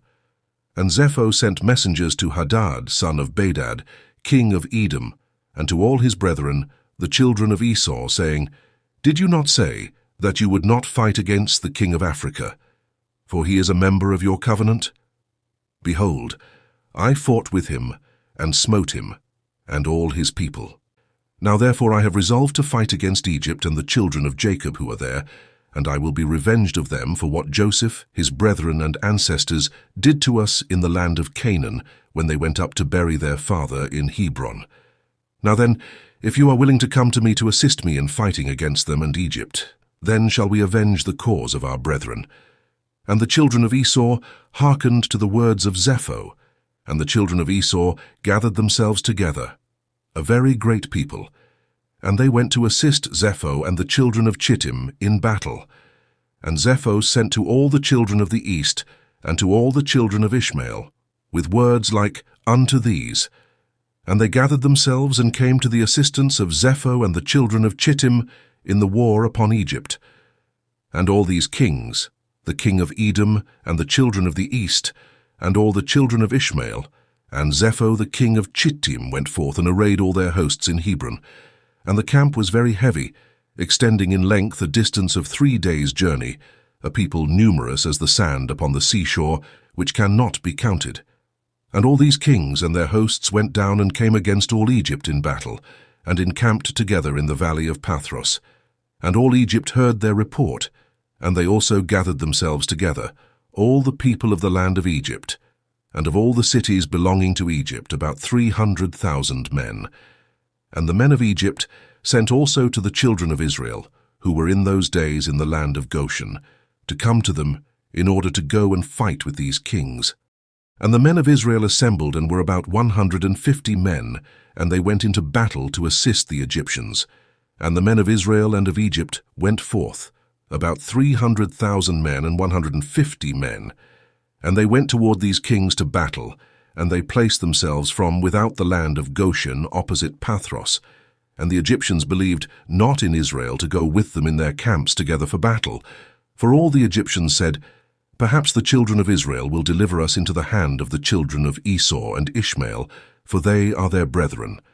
And all the Egyptians said unto the children of Israel, "Remain you here together in your stand, and we will go and fight against the children of Esau and Ishmael, and if these kings should prevail over us, then come you all together upon them, and assist us." And the children of Israel did so. And Zepho the son of Eliphaz the son of Esau king of Chittim, and Hadad the son of Bedad king of Edom, and all their camps, and all the children of the east, and children of Ishmael, a people numerous as sand, encamped together in the valley of Pathros opposite Tashpanshes. And Balaam the son of Beor the Syrian was there in the camp of Zepho, for he came with the children of Chittim to the battle, and Balaam was a man highly honored in the eyes of Zepho and his men. And Zepho said unto Balaam, "Try by divination for us, that we may know who will prevail in the battle, we or the Egyptians." And Balaam rose up and tried the art of divination, and he was skillful in the knowledge of it, but he was confused, and the work was destroyed in his hand. And he tried it again, but it did not succeed, and Balaam despaired of it, and left it, and did not complete it, for this was from the Lord. in order to cause Zepho and his people to fall into the hand of the children of Israel, who had trusted in the Lord, the God of their ancestors, in their war. And Zepho and Hadad put their forces in battle array, and all the Egyptians went alone against them, about 300,000 men, and not one man of Israel was with them. And all the Egyptians fought with these kings opposite Pathros and Tachpanches, and the battle was severe against the Egyptians, and the kings were stronger than the Egyptians in that battle. And about 180 men of Egypt fell on that day, and about 30 men of the forces of the kings, and all the men of Egypt fled from before the kings. So the children of Esau and Ishmael pursued the Egyptians, continuing to smite them unto the place where was the camp of the children of Israel. And all the Egyptians cried unto the children of Israel, saying, Hasten to us, and assist us, and save us from the hand of Esau, Ishmael, and the children of Chittim. And the 150 men of the children of Israel ran from their station to the camps of these kings, and the children of Israel cried unto the Lord their God to deliver them. And the Lord hearkened to Israel, and the Lord gave all the men of the kings into their hand, and the children of Israel fought against these kings, and the children of Israel smote about 4,000 of the king's men. And the Lord threw a great consternation in the camp of the kings, so that the fear of the children of Israel fell upon them. And all the hosts of the kings fled from before the children of Israel, and the children of Israel pursued them, continuing to smite them unto the borders of the land of Cush. And the children of Israel slew of them in the road, yet 2,000 men. And of the children of Israel not one fell.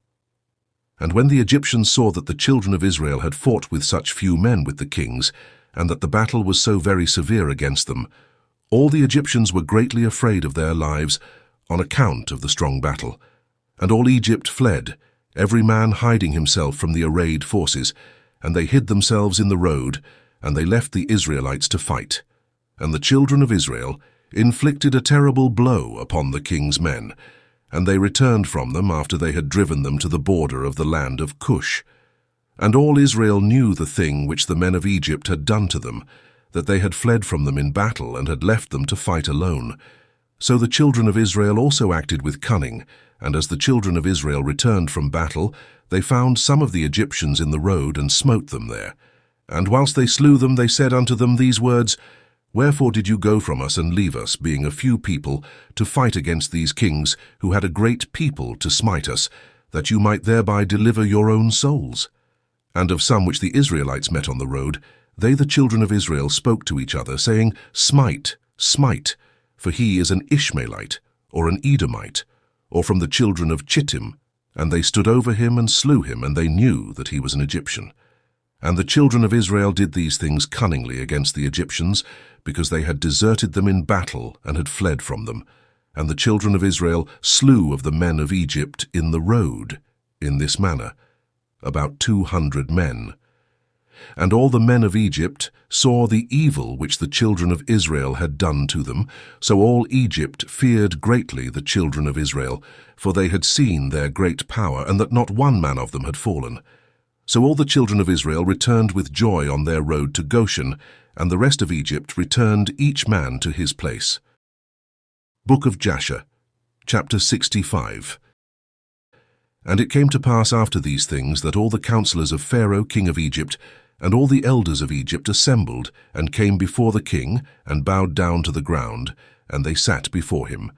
And the counselors and elders of Egypt spoke unto the king, saying, Behold, the people of the children of Israel is greater and mightier than we are, and thou knowest all the evil which they did to us in the road when we returned from battle. And thou hast also seen their strong power, for this power is unto them from their fathers. For but a few men stood up against a people numerous as the sand, and smote them at the edge of the sword, and of themselves not one has fallen, so that if they had been numerous they would then have utterly destroyed them. Now therefore give us counsel what to do with them, until we gradually destroy them from amongst us, lest they become too numerous for us in the land.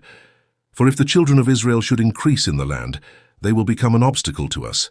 And if any war should happen to take place, they with their great strength will join our enemy against us, and fight against us, destroy us from the land, and go away from it. So the king answered the elders of Egypt and said unto them, This is the plan advised against Israel, from which we will not depart.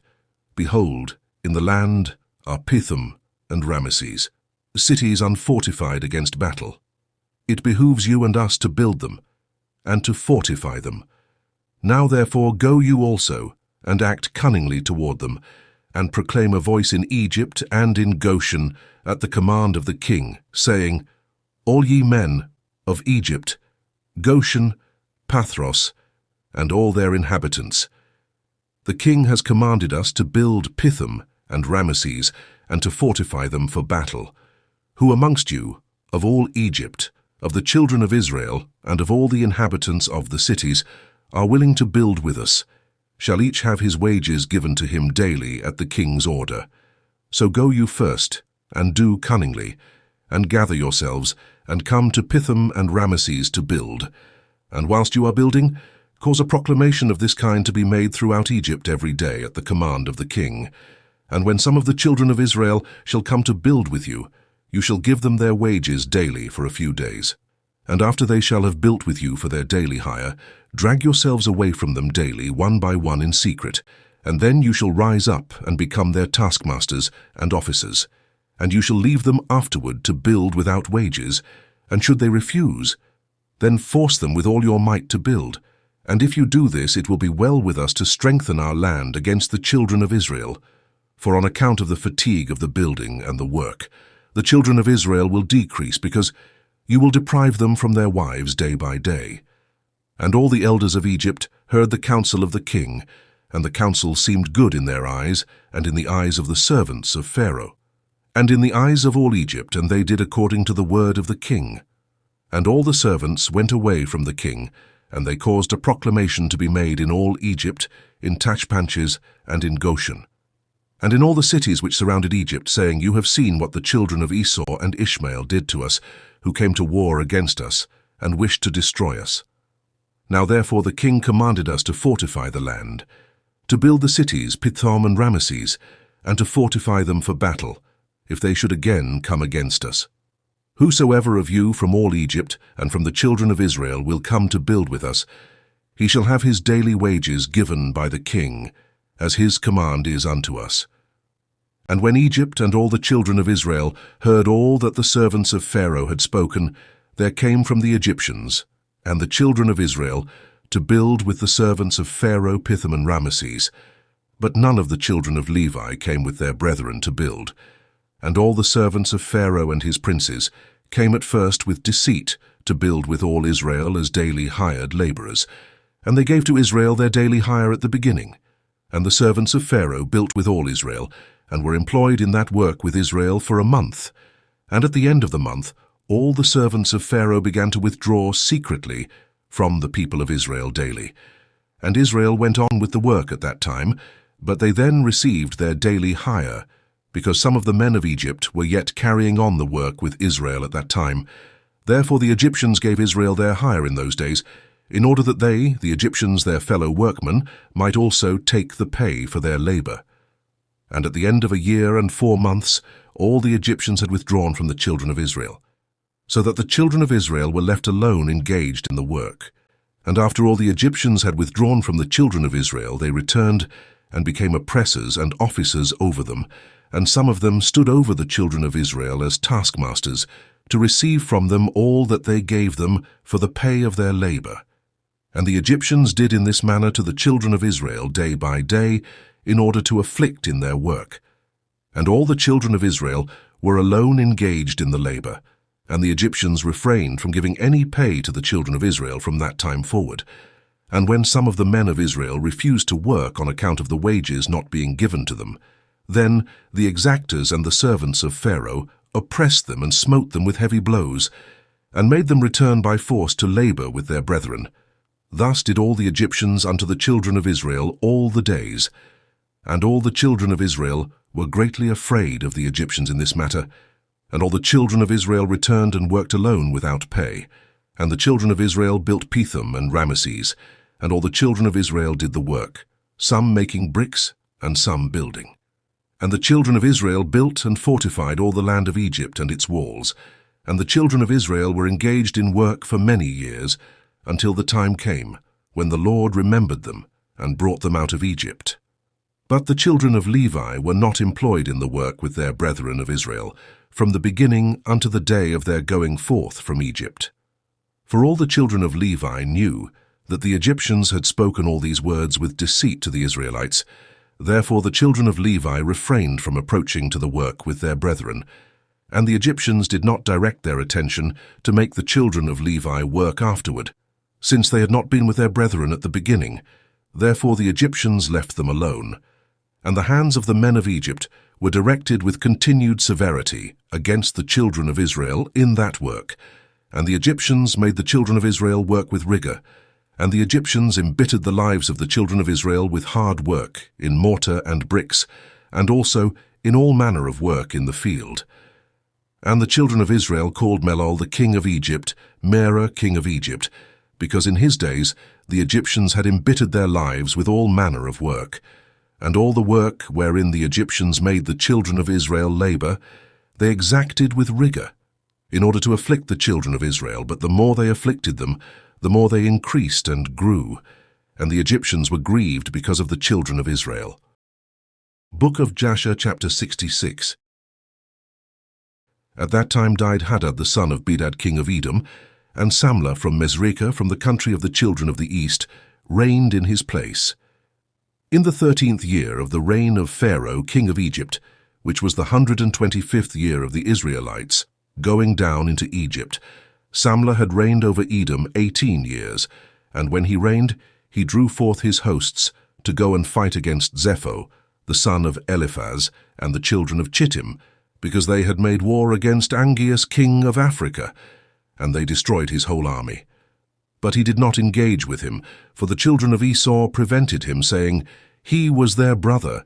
So Samlah listened to the voice of the children of Esau, and turned back with all his forces to the land of Edom, and did not proceed to fight against Zepho the son of Eliphaz.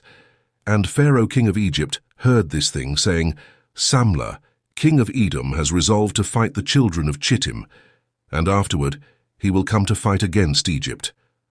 And when the Egyptians heard this matter, they increased the labor upon the children of Israel, lest the Israelites should do unto them as they did unto them in their war with the children of Esau in the days of Hadad. So the Egyptians said unto the children of Israel, Hasten and do your work, and finish your task, and strengthen the land, lest the children of Esau your brethren should come to fight against us, for on your account will they come against us. And the children of Israel did the work of the men of Egypt day by day, and the Egyptians afflicted the children of Israel in order to lessen them in the land. But as the Egyptians increased the labor upon the children of Israel, so did the children of Israel increase and multiply, and all Egypt was filled with the children of Israel.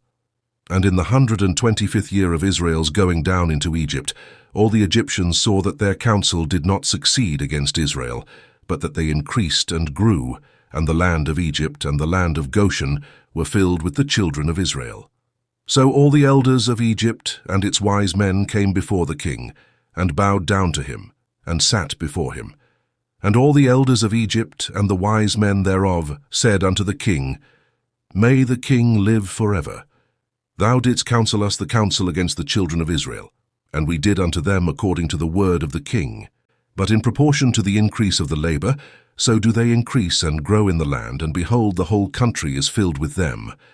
Now therefore, our Lord and King, the eyes of all Egypt are upon thee to give them advice with thy wisdom, by which they may prevail over Israel to destroy them, or to diminish them from the land.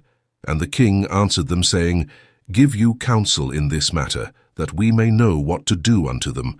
And an officer, one of the king's counselors, whose name was Job, from Mesopotamia in the land of Uz, answered the king, saying, If it please the king, let him hear the counsel of his servant. And the king said unto him, Speak.